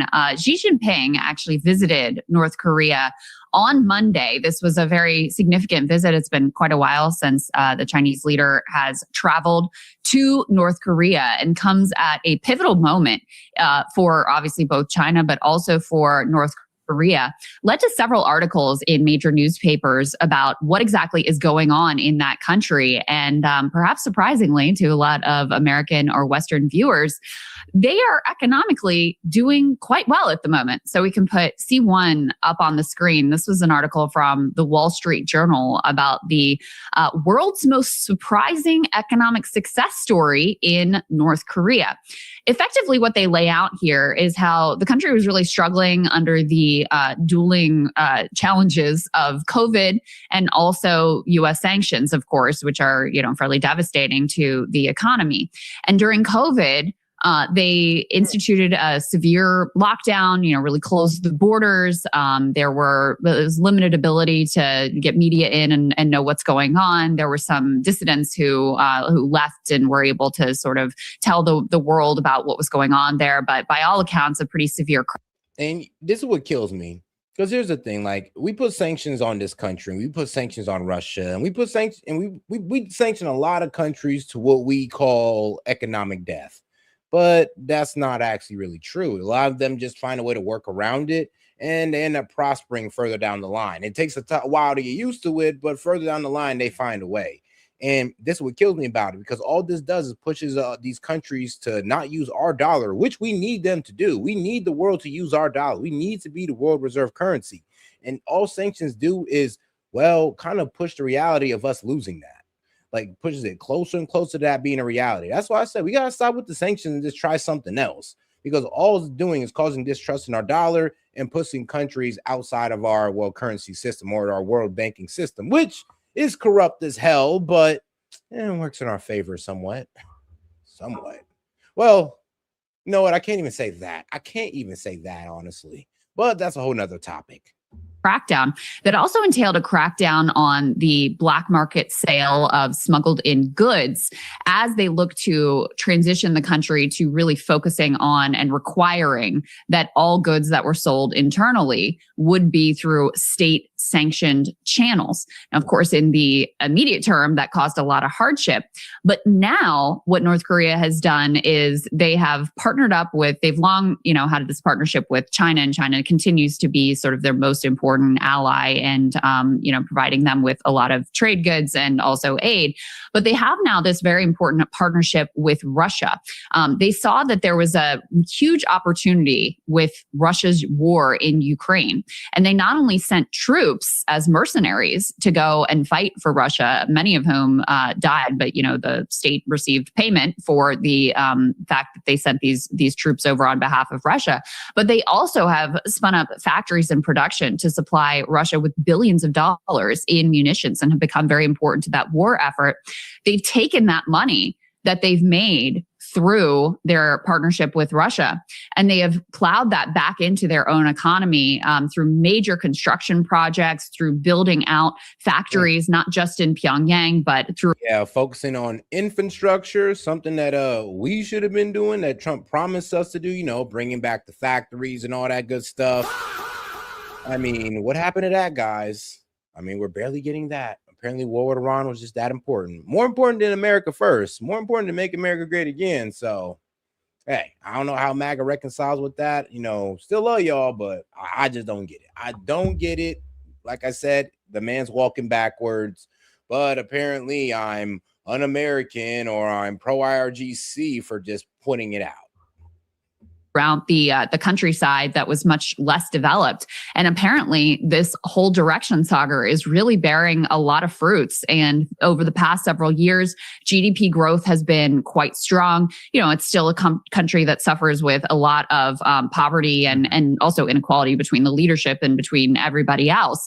But there are much more wealth going around, much more economic prosperity, and the ability to build out these resorts and other projects that bring a quality of life improvement to the population as well. Yeah, I think the most fascinating part of the whole story, which belies everything, is the inability of the United States to continue to enforce serious global sanctions. Because the story of North Korea, which effectively economically was crushed both by the United States and the rest of the world, all up until they're obtaining a nuclear weapon. Even then, after they obtained a full-blown ICBM nuclear weapon capable of hitting the United States, they still were not prosperous, or even relatively prosperous, or in some sort of an upward trajectory. Russia enters the war in Ukraine. The United States and the West throws everything we have at the Russian economy. The Russian economy continues to thrive. The Chinese banking system, the Russian banking system, all of these circumventing actions and infrastructure is created. Then North Korea, because as one of the largest standing armies in the world and weapons production, because that's what their entire focus was on, is able to both use its people and send weapons, manufacturing, all these other things over to Russia, which then they're obviously paid for. So now they go from being a Chinese vassal state to actually...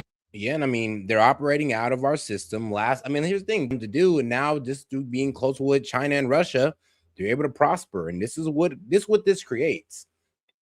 Now, North Korea, China, and Russia, both all nuclear armed, don't really think the best of us, are now working together. And I'm just like, yeah, this is not good.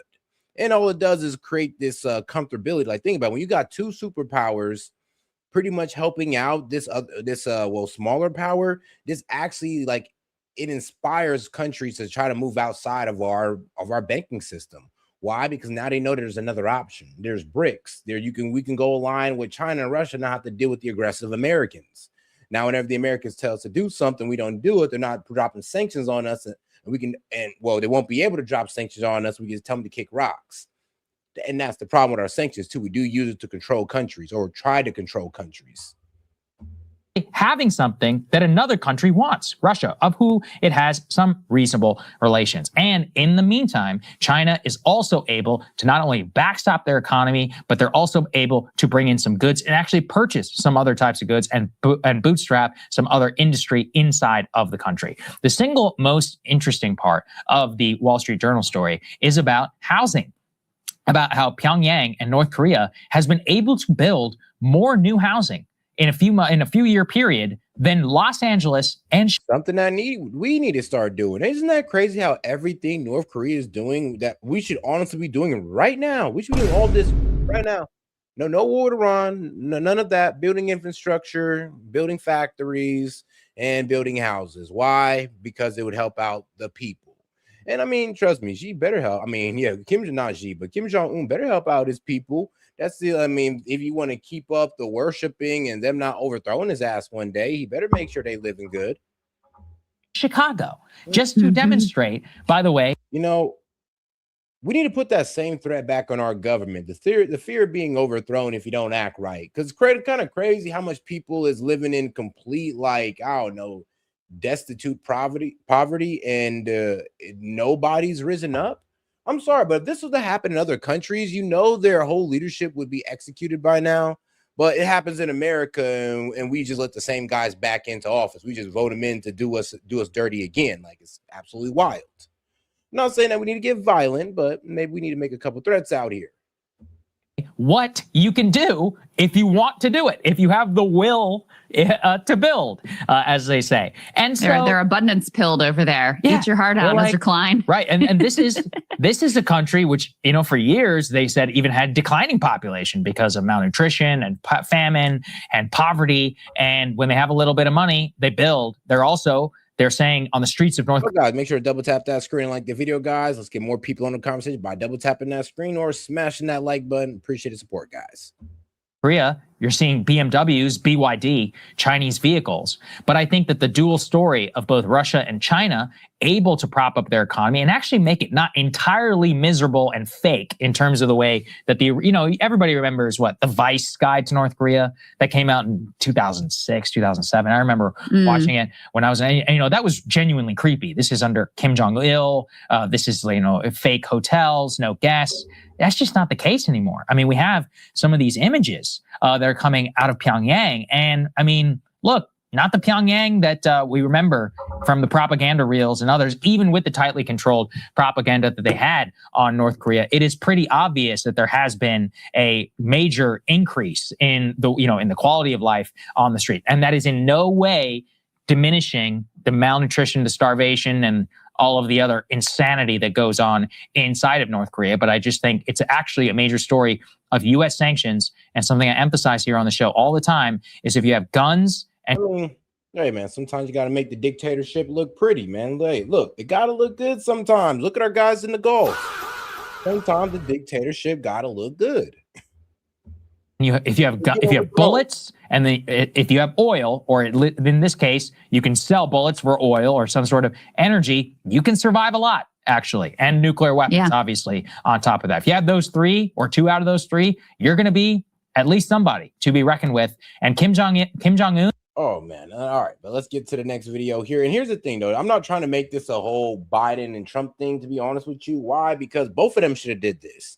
Yeah, you're right. Biden should have been honestly building up infrastructure, factories, and all this good stuff instead of shelling out money to Ukraine. I mean, we can all agree on that. But if we agree on that, then we also agree that Trump shouldn't also be focusing on the exact same things I'm talking about instead of shelling out money to go to war with Iran. Like, let's just be consistent here. And if you can't do that, then it's propaganda. But all right. I guess we can get back into it. Actually, I did want to get into this topic real quick. What was it? Carmelo Anthony, the kid got sentenced to 35 years in jail for first-degree murder of Austin McCaff. And I'm in agreement with it. I mean, like, here's the thing. People were asking for the kid's execution. I was like, yo, that's a little too far. I mean, jail is good.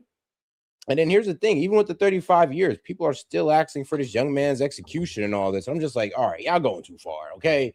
Like, chill out. He just, like, an execution, like, really? For a first offense? And I know it's a murder, but I mean, I'm sorry, though. That death penalty would still be a bit much. Let him go to jail. He's going to do about maybe 17 to 18 years. He's going to get out on parole. Maybe. That depends how he acts in jail. So you never know then. But here's the thing. A lot of people are upset that he got 35 with a chance of parole. Like, that's what a lot of people are upset about, even though I can't be upset because, well, justice is served. And a lot of people, yes, murdered people their first time and got the same punishment. So, hey, equality. To decide the fate of the Texas track athlete accused of turning a high school competition into a deadly crime scene. Their verdict? Carmelo Anthony is guilty of murdering Austin Metcalf. Now Anthony knows exactly how many years he'll spend behind bars. And the moment the verdict was read, sparked powerful emotions and sobs inside the courtroom. We're on the case presented by Law and Crime. I'm Chris Stewart.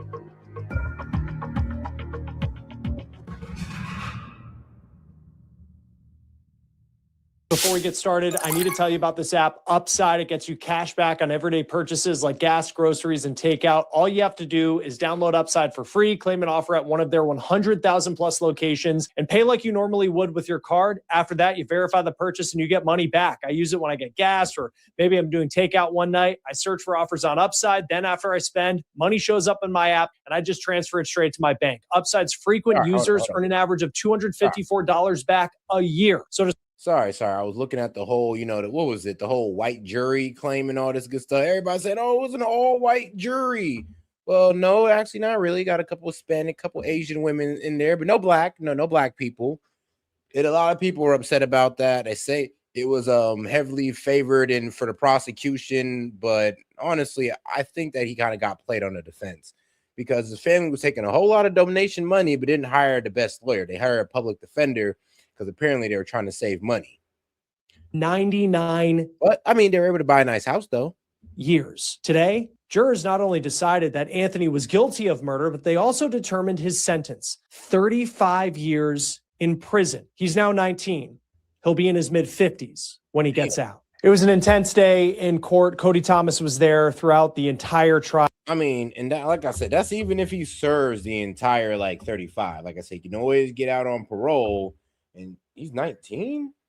Dang, I mean, I thought he was 17 since he was in high school. But, I mean, 17 years, he'll probably be out in his 30s. But, nah, if he was to serve that whole 35, oh, yeah, I ain't gonna lie. Bro ain't getting out until he's 54. But if he does the 17, he'll be 36. Including a very, very emotional day today. Joins us now to break this down. Cody, you think of I think there were two major emotional moments, it seems, today, because you have the verdict where the jury finds Carmelo Anthony guilty of murder, but then you also have, after a period of time, more deliberations, and then here comes the jury deciding his sentence of 35 years. Let's start there. Just take us in that moment when the jury comes back with that being the sentence for Carmelo Anthony. Yeah, Chris, obviously so. There was emotion running rampant throughout that courtroom on both sides. Of course, the media is sitting right behind the Metcalf family. So we saw all of those tears. They feel like justice has been served for Austin Metcalf here. They feel vindicated. And of course, there were some celebratory gestures by the Metcalf friend.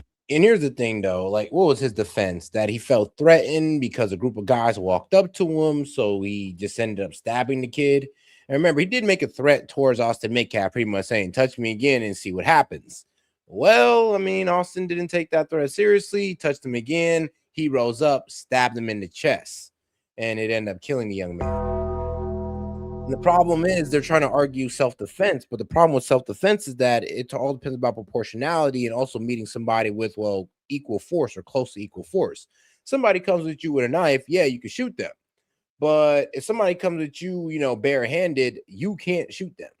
That's not how it works. And I don't think you can really stab them either, to be honest with you. That's not how self-defense works. I mean, now, if you both are fighting, you happen to beat the man to death, I mean, yeah, you can claim self-defense then, as long as it was hand to hand. But as soon as that guy pulls out a gun or you pull out a gun and pop him, that self-defense argument is gone. That were in there. They looked like former teammates, 5, younger, bigger guys, and a couple of girls that were in there that were sitting right behind the family. When that happened, the family turned around and gave all these kids a hug, kisses on the cheek, and the tears were just rolling between Jeff Metcalf and Megan Metcalf, the two parents there, and what I assume to be aunts, uncles, or other family friends that were there as well. Now, of course, on the other side as well, Chris, Carmelo Anthony's family, tears, but of a different token, right? Total opposite. Their son, their child is going to prison for a very long time here. He's only 19 years old, 35 years. You're not looking at getting out until 54. right? Of course, there's a parole opportunity halfway through that 17 and a half years, but that's essentially his entire life right now. So I'm sure the emotional gravity on them that they're going to be seeing their loved one who is now a convicted murderer. And yeah, they are going to try to appeal it. All right. And I believe their arguments are going to be like, there was a lot of things I was weighing against them. I mean, they said the jury was weighing against them, prosecution, all this crazy stuff. And of course, they got a weak defense, but I mean, that's on them. I think even Charleston White commented on it. He says he had some information to where, the appeals are going to go perfectly for Carmelo Anthony. And, he may just be delusional, but you never know. If he's able to win in appeals, oh, my God, bro. Oh, man, people are going to start losing it. Through plexiglass for the next however long. So just an emotional roller coaster on both sides, a whirlwind in that courtroom, of course, Chris. Yeah, and you think of, how stoic this family was, how Carmelo was throughout the entire trial, even through the heaviest pieces of testimony. Oh, guys, make sure to support the stream with a super chat or a Rumble Rant or a Venmo, guys. Appreciate the support. And also make sure to smash that like button or double tap that screen. Testimony that we talked about that brought even jurors to tears, and then you just have this release in finding that you have been found guilty of murder. And then, I mean, you think at minimum, your entire life, 17 years, you're going to spend in a Texas state prison. Before we get to some of the closing arguments, which does feel like it happened days ago. All over an emotional moment. I just made it sound cut when I said it on X, but I was just like, bro, you should have just threw the hands instead of throwing a knife. Like, if he'd have just punched Austin Metcalf and maybe just risk getting jumped, I mean, hey, bro, guess what? You're going to go to school salty as hell. You may be suspended for a couple of days, but I mean, you got your life ahead of you. Instead, you stabbed them and now you're done. Your life is over. I'll be real with you. Your teenage life is over. Your 20s is cooked. You're going to spend all of your 20s in jail. And the best case scenario is you get out at 35. Like, that's the best case scenario. It was a very busy day. There was this, part of the sentencing portion related to sudden passion and whether that is something that comes into play here. And that would have changed the potential for how many years Carmelo Anthony was going to get as a sentence. Just walk us through that. Oh, yeah. It had made a huge difference because it took that 35 charge down to a maximum of 5 to 20. So if he was able to get like that, what was it? Sudden moment of passion, which was rejected. But if he was able to get that, then it took the maximum sentencing down to 20 years. Then he only had to do 10 years, and he'd be able to get out by the time he's like, what? He's like, yeah, he'd be able to get out by the time he's like 27. Part of it and how it factored into what played out in the courtroom. My bad. Right, Chris. So 29 because he's 19 now. This terminology, sudden passion, we hadn't heard that throughout this entire trial until today in those arguments before the jury went back there to deliberate on the sentencing. Pretty much what the defense is arguing is that this whole thing, kind of like crimes of passion that we cover here at Law and Crime and Court TV, where these sorts of instances kind of happen in the moment. Something's going on, heat of the moment, you make a decision. It is a clear mistake. There's no arguing that it's a mistake by the defense, but the sentencing for that would have only carried 2 to 20 years. Versus what he was ultimately convicted of in murder and for 5 to 99 years. And of course, ultimately got the 35 years. But they brought up this sudden passion thing to try to argue that this was, pretty much not premeditated. He did not go under that tent with the intention to stab anyone. This just all happened all of a sudden. But then, of course, with the prosecution reserving the right to respond, they came back and rebutted pretty much saying, yeah, I don't believe it was premeditated too. I do believe it was all in the moment. I don't think he just planned to just sit there. So Austin would just walk up to him and he just all planned it. He's like, yeah, he's going to ask me to get out of his seat. I'm going to stab him. It's like, no, I doubt that's what happened. I doubt it. I'm saying I doubt. Doesn't mean that it ain't possible, but I highly doubt it. Let me tell you why this isn't a sudden passion type of case here, a type of crime here. Because sudden passion, and he brought the definition up on the screen there, sudden passion involves the decedent or the victim to be the provocateur, the one who's instigating the act here. And the prosecution saying, by all of our accounts, all testimony, it was Carmelo Anthony who was the one provoking the incident. So you can't claim sudden passion if the offender was the one provoking the incident. So that's where the defense came back, or the prosecution came back. And so it was a real clash on this sudden passion thing, which ultimately the jury did not side with, convicting him of that murder, now facing 35 years behind bars. and you think of the sudden passion part of it to argue that Austin Metcalf was the one who provoked this incident. No matter for people watching this who may have an opinion and they agree or disagree with the verdict, like by the time we were talking about sudden passion, like the guilty verdict on murder had already come in. And so like that was off the table.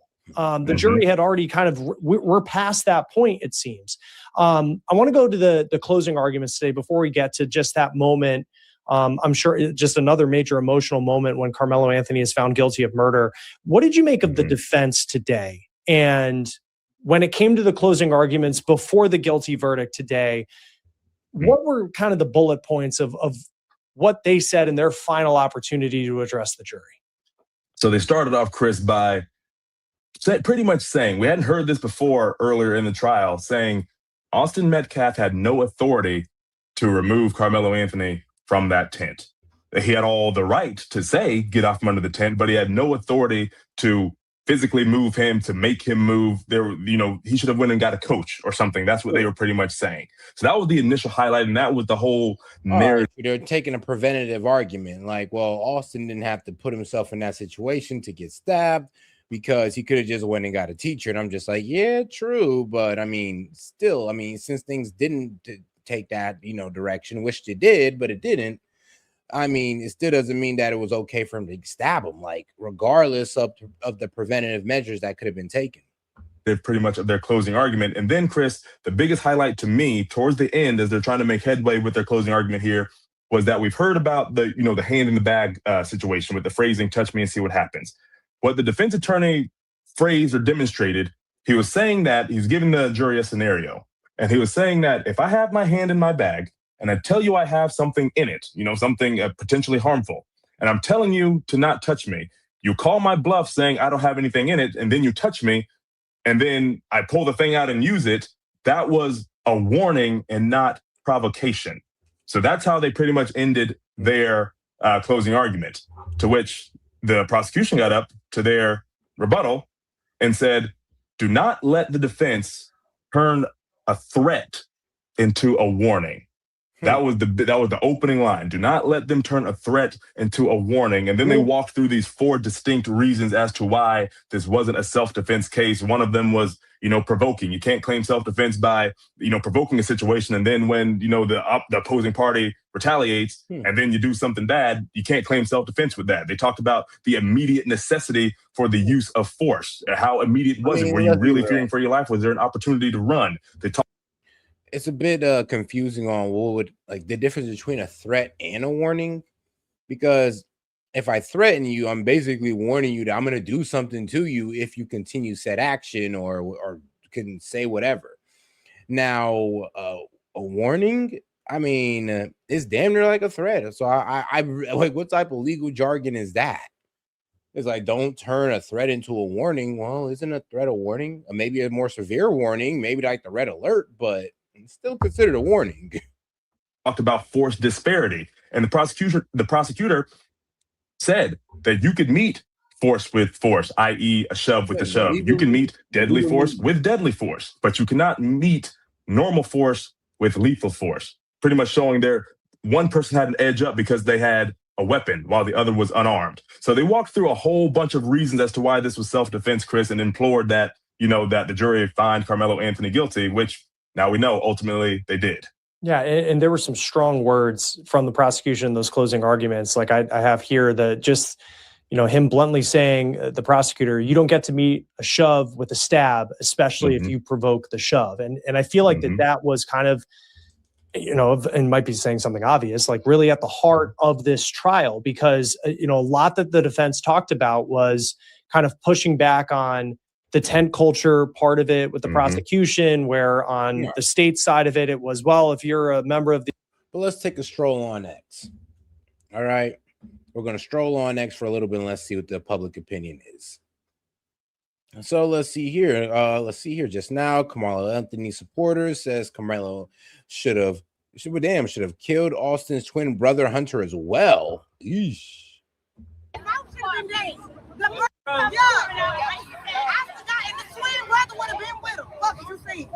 Okay. They should both have been dead. The both brothers.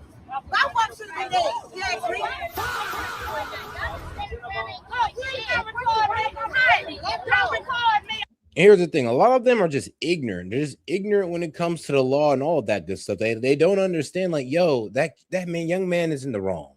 And as much as it is sad that his life is being thrown away, he threw away his own life. And it's crazy how y'all want to talk about the preventative measures Austin could have taken. Well, what about the preventative measures that bro could have took? What about Carmelo? He could have just not brought a knife to school. How about starting there? How about not sitting somewhere where you're not supposed to be seated? What about that? Even if he didn't know it, or maybe he intentionally did. Those are all preventive measures he could have took as well. So it's kind of crazy how they just see nothing but fault with Austin and they see no fault with Carmelo. It's like, come on now. And I see fault with both sides, but at the end of the day, this young man did put himself in that situation. Like, let's show some accountability here.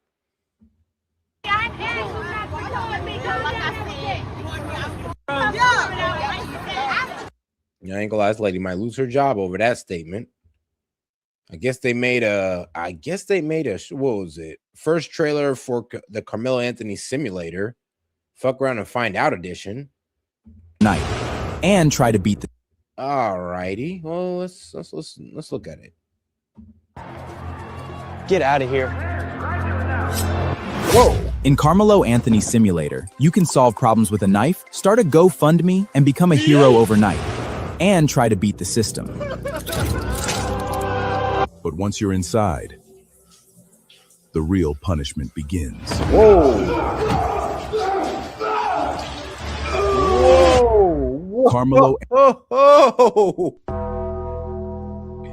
Yo, yeah, X is the Wild West. I forgot. Wild West, the content. Whoa, I didn't see that one coming. All right, here. Unhinged Carmelo Anthony supporter performs a tribal dance outside the courthouse. I'm sorry. I'm almost afraid to turn the sound on. All right, hold on. Let's look at bro. This is comedy. The judge as well in this case said it was not a case about race, but you cannot deny that just the facts of the case and what we've seen play out since then and what we're watching happening now is because the defendant is black, the victim is white, and that's the bottom line.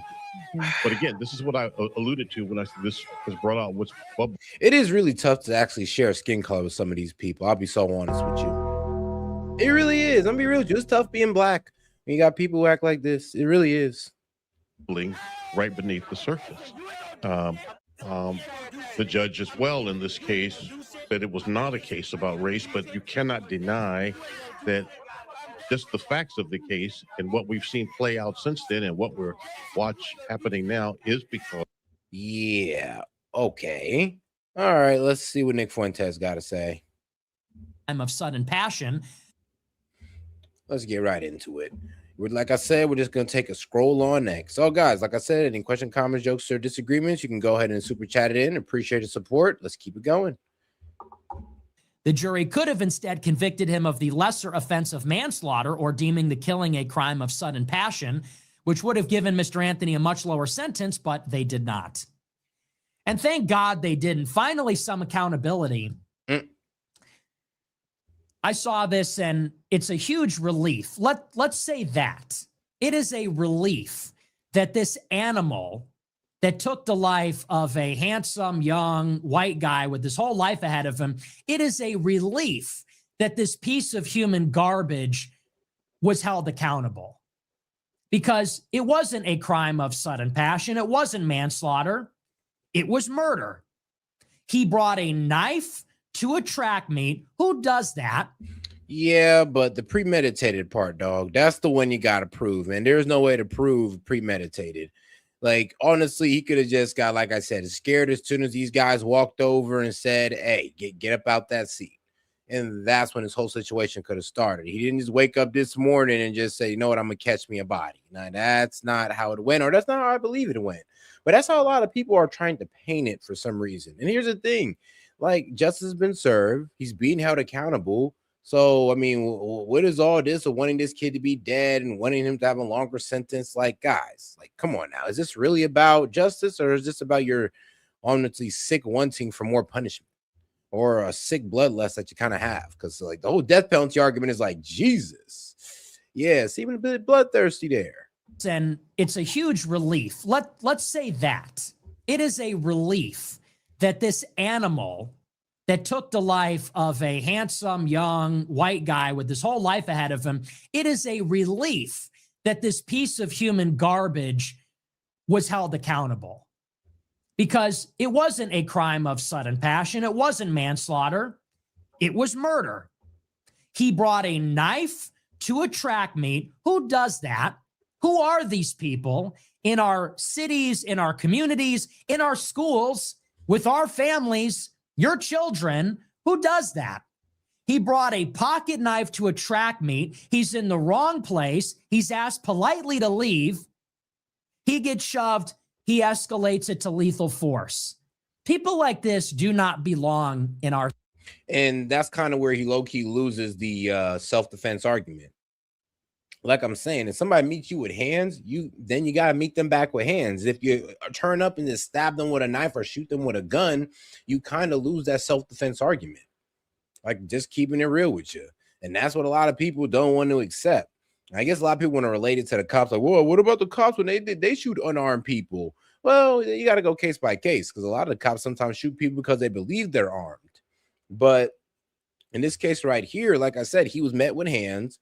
Austin Metcalf had no weapons on him, none that obviously none that was found or shown, and he escalated to stabbing. Like, that's where the self-defense argument gets thrown out the window. If he was to push Austin Metcalf, he fell over, hit his head, and died, then yeah, okay, cool, self-defense. Like, or he fought him and he beat his ass to death, self-defense, because he met him with equal force. But a knife, a gun, yeah, you lose that argument now. Society. They either should be in prison forever or they should be dead. I don't want to live in a society with animals, 17-year-olds that bring guns and knives to a high school sports outing. I don't want to live in a society, I don't think anybody does for that matter, with their wives and their children, or even themselves for that matter, where that kind of thing is going on. What kind of 17-year-old has that kind of hatred and violence in their heart? What kind of 17-year-old is capable of doing something like that? I don't think any white person, with maybe some exceptions, knows anybody in their family, their extended family, in their community who's capable of doing something like this. Bro, are you serious, Nick? Didn't a bunch of white boys just went out there and shot up a mosque? Like, dog, are you really making that argument right now? Like, I don't know. Like, bro, and this is what I don't like about Nick Fuentes. It's like he literally tries to paint white people as just these innocent saviors, these innocent people who are just victims of these violent black people. It's like, first off, y'all white people ain't that weak. So stop trying to paint yourselves as that weak. And, well, y'all ain't weak at all. But it's crazy how Nick Fuentes try to paint you guys as weak. How y'all just the victims of every other race and nothing is y'all fault. But yeah, what kills me is that he just like, I can't even imagine a white person. I even know white people who have family members that's like that. Nick, then you haven't been outside, dude. And you never been to the South. And dog, I'm pretty sure there's white guys bringing a knife to a track meet right now as we speak. Well, it's nighttime right now, but probably will do so when school pops back up. Like, trust me, people have done it, but they just ain't end up stabbing people. So, like, what's your argument there? And let's not pretend like a white guy can't do this as well. Like, that's kind of asinine to sit there and think like, oh man, only black people can come to do this evil. This must be a black people thing. No, it's human. It's human, actually. This could happen with any color, any race. But people are going to make it about race because, well, hey, just had to be a white and a black guy, huh? Just had to be. Shoot, if it was an Asian and an Indian, man, this shit would have just got swept under the rug. So somebody that is willing and able to carry out a vicious attack like that does not belong in our society.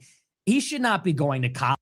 Yeah, Cap Hunter. But the thing is, they said that Christian and white people are the best thing. And now he broke down his, remember, he broke down his lineage.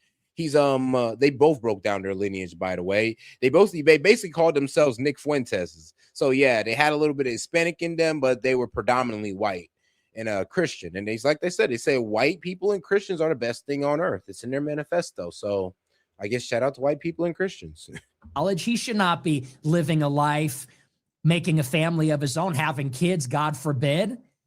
He belongs in a cage or under the ground. And that's it for people like that. I mean, in a cage for sure. And like I said, this is a one-off moment, bro. You're acting like the man's an effing serial killer. Like he was just going around murdering innocent white boys or something. Like, dog, chill. It was a one-off event, probably done within an emotional moment. And this is a kid's first crime, and you're asking for the death penalty. Like, Jesus, bro, calm down the bloodlust.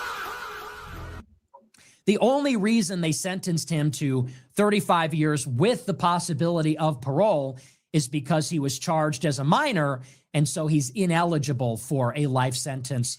Well, charged as a minor, and this is his first offense, bro, and he's also shown remorse. So let's be real. If he was out there and this was his third time stabbing somebody or assaulting somebody, but this was the first time it ended up in death, he's in the courtroom going like, gang, fuck that nigga, man, I'll do it again, smoking on dead ops. Then yeah, sure, send him to jail for life. But that wasn't it though. That was not it whatsoever. First offense, showed remorse, and he's a minor. So yeah, they're gonna take it easy on him without parole. But I think that's ultimately what he deserves. But I want to add on to this. So, like I said at the beginning, this is the bare minimum. It's a relief that in this case, justice was done. The killer was found guilty. He's going to prison. He's facing accountability, as he should. Yeah, as he should. I actually saw there was... No, I agree. As he should. He should go to jail for that 17 to 35 years. He should. He committed a crime. And he had a terrible defense for it. And I don't even agree with his defense for doing so. So, yeah, I do believe he should go to jail for a long time. Think about his action. He might go to jail, become a better person, turn to Christ or turn to Islam. You never know. And, you know, come out being a more productive member of society. And then there you go. He can repent. Was one right-wing TikToker who's not a big fan of mine, this fat-headed doofus. He went on TikTok grinning and smiling like an idiot, and he goes, Carmelo Anthony was found guilty. Ha ha, this is great. And you go, you're celebrating the bare minimum? Some sociopathic killer murders a white person, goes to jail. Bare minimum? I mean, bro, come on, Nick. Come on. Bare minimum? Bare minimum would be like 2 to 10 years, dog. Bare minimum would have been the 20 years if they'd actually no. Bare minimum would be like 10 years. Actually, remember they could have sentenced him to 2. That's the bare minimum, Nick. They kind of maxed out a little bit. Well, never mind. In this case, the maximum would be life. But let's be real though. They could have went lower than 35. They could have just gave him 25. They could have gave him 15. So come on, dog. You're being a bit petty. Jail. You're hooting and hollering. You're saying hip, hip, hooray. Why? It's a horrible situation that this is going on because this happens all the time. This now happens with regularity, that white people are out there in the world living their lives, riding the subway, at the high school football practice, at the airport, in an Uber, at a bar, wherever, when they are suddenly and viciously attacked, have their lives permanently altered or ended forever by these maniacs with nothing to lose. You're celebrating he was found guilty and put in jail? You should be angry. Huh? That's the bare minimum. Jesus, bro. It's like I said, apparently he wanted execution, like bare minimum. Like I said, the bare minimum, remember, it was what, like 5 years to life. The bare minimum could have been that 5 years exactly. Then y'all really would have been sick. Because then bro would have been out on parole in 2.5 years. Y'all really would have been losing y'all shit. So calm down, Nick. You will be okay. They will be okay, guys. Come on, Anthony. All right, well, let's hear the other side's argument on why this is a gross miscarriage of justice. Whoops, hold on here. 5 track meet incident in which he stabbed Austin Metcalf. Now, straight away, I'm going to say it. Carmelo Anthony has been found guilty of murder out there in Collin County, Texas, after the 2025 track meet incident in which he stabbed Austin Metcalf. Now, straight away, I'm going to say it. This was a gross miscarriage of justice. Gross miscarriage of justice. This was not murder. Whether you believe the stabbing was right or wrong, it doesn't matter. Let's talk about what the law says.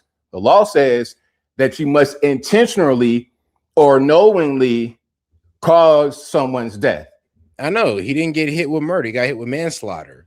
So they're not saying that he had an intent to do. They're not saying that he just woke up with the intent to go out there and kill Austin. So no. This refers to when you get up in the morning and say, you know what, I'm going to go take this man's life. When you pull out a gun, you shoot him, you're trying to rob him, carjack him, something like that. That's a murder. Manslaughter is when you do something reckless that causes someone to lose their life, like playing with a gun, it goes off and then somebody gets shot. Neither of those things happen here. So it wasn't even manslaughter. It's not even like, oh, well, give him manslaughter. Nah, this was self-defense. This is not guilty. Self-defense says you must reasonably believe that you are at risk of great bodily harm or death. Now, if you're 5'8", 130 pounds, here comes Austin Metcalf, 6 foot tall, 215 pounds, and it's his brother and maybe 2 more people. You feel like you're in danger. You're at. Yeah, but you're at a school though. It's not like you're in the streets. You're not like you're away from protection. Like he could have just got up. Think about it. Honestly, he could have just got up and ran in the other direction and got a teacher. We could have just did what they said and they'd have left him alone. But no, he stood there and just said, bring it on, basically. Risk, that's self-defense.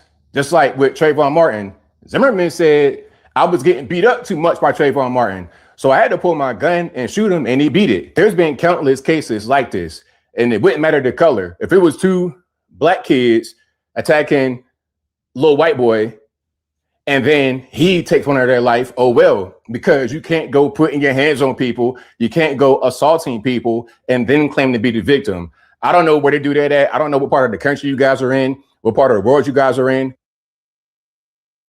I'm weak. Like, dog, I don't know part of the world you in right now. You don't even got it all the way correct. It's like the problem is, like I said, he got hit with manslaughter. Carmelo Anthony has been found guilty of not murder, manslaughter. Difference. Let's see here. At this point, what? I'm lost for words. I don't know what to do. I got 5 boys. I don't know what. I ain't got nothing to tell them no more. You can't walk away no more.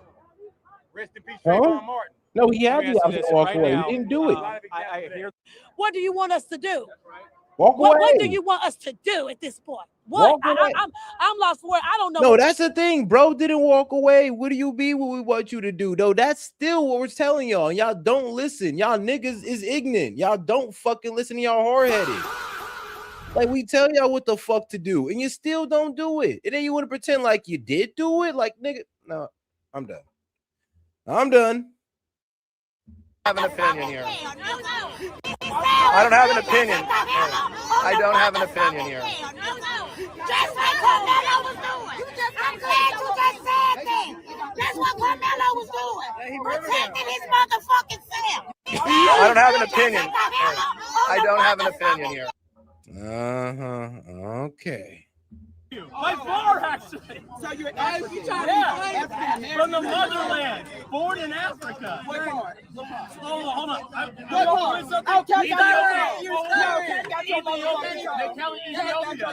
All right, I'm gonna tell y'all something real quick. Black people are not exclusively from America. They're from all over the world.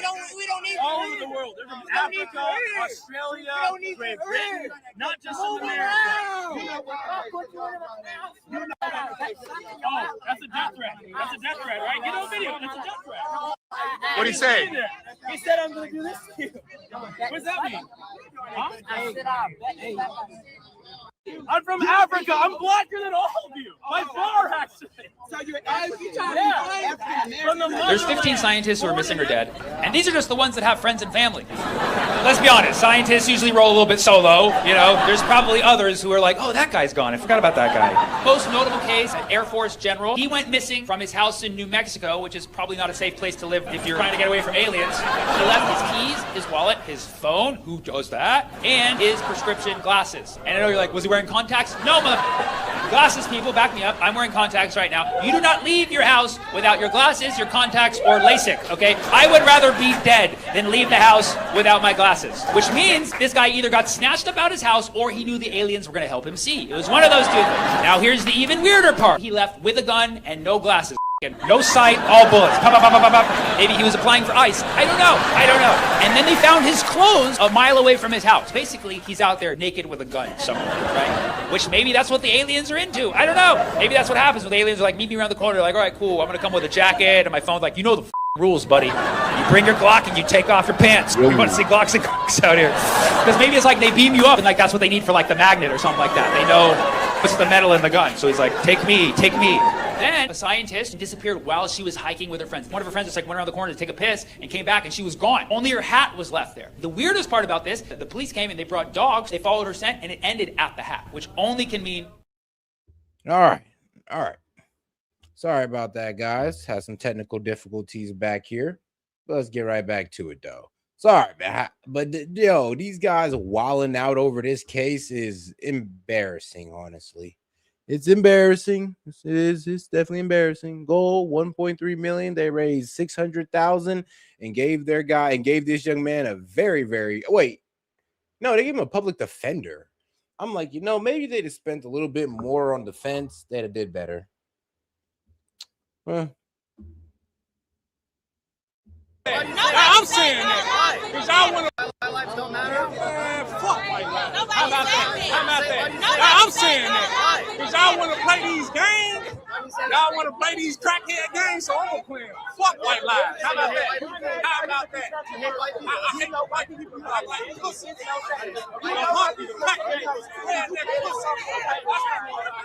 Man, and Hanger breeded out of nothing but straight ignorance, really, for the law and of the situation. Like I said, it's like these guys, it's killing me how people are being radicalized by this, because there's nothing to be radicalized about. This would be a moment of, how do we hold our community accountable?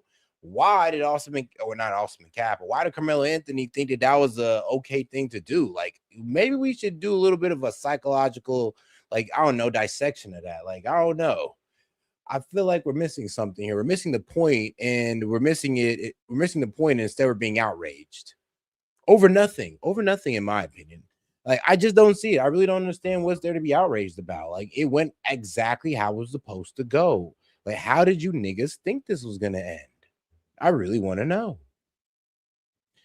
All right, let's hear from you then. And set a boundary is because white people still see us as their property. Oh yeah, even though we're not. I'm gonna go ahead and say the shit that y'all scared to say about this verdict today. The reason why Austin felt so comfortable putting his hand on Carmelo, even though Carmelo has set a boundary, is because white people still see us as their property. Oh yeah. Well, what about the boundary that he said? He said, get up out my seat. That's my boundary. I need you out my seat. You need to get up out of here. And Carmelo said, F all that. And he invited him to, I guess, attack him. And then Carmelo ended up attacking him with a knife. Like, y'all don't even have the story correct. And then the story that they do have in their head is just painted as, white man oppressor, white man victimizing black man once again. It's like they just have this image painted in their head, or have this like storyline already written out in their head of how this went out. And it's wrong. That's not how that played out. Like, trust me, if it did, I'd be on y'all side. Yeah, even though we're not in slavery, they still look at us as their property, honey. The fact that we even want to set up a boundary to them, that's us having audacity for trying to have bodily autonomy. And we already know Caucasians are curious creatures. So they're going to test the limits. They're going to poke the bear. They're going to push the button. And they're going to cross the line every damn time. And it's always going to start off small as a little microaggression, like mispronouncing your name, not calling you by your title. Then all of a sudden it starts to get physical. I mean, white people are pretty curious people, though. Like, come on now. That was funny. Even though they put their hands on us first, even though they pressed our buttons first, we will always be seen as the aggressor. We will always be the villain, not the victim. Because let me tell you why.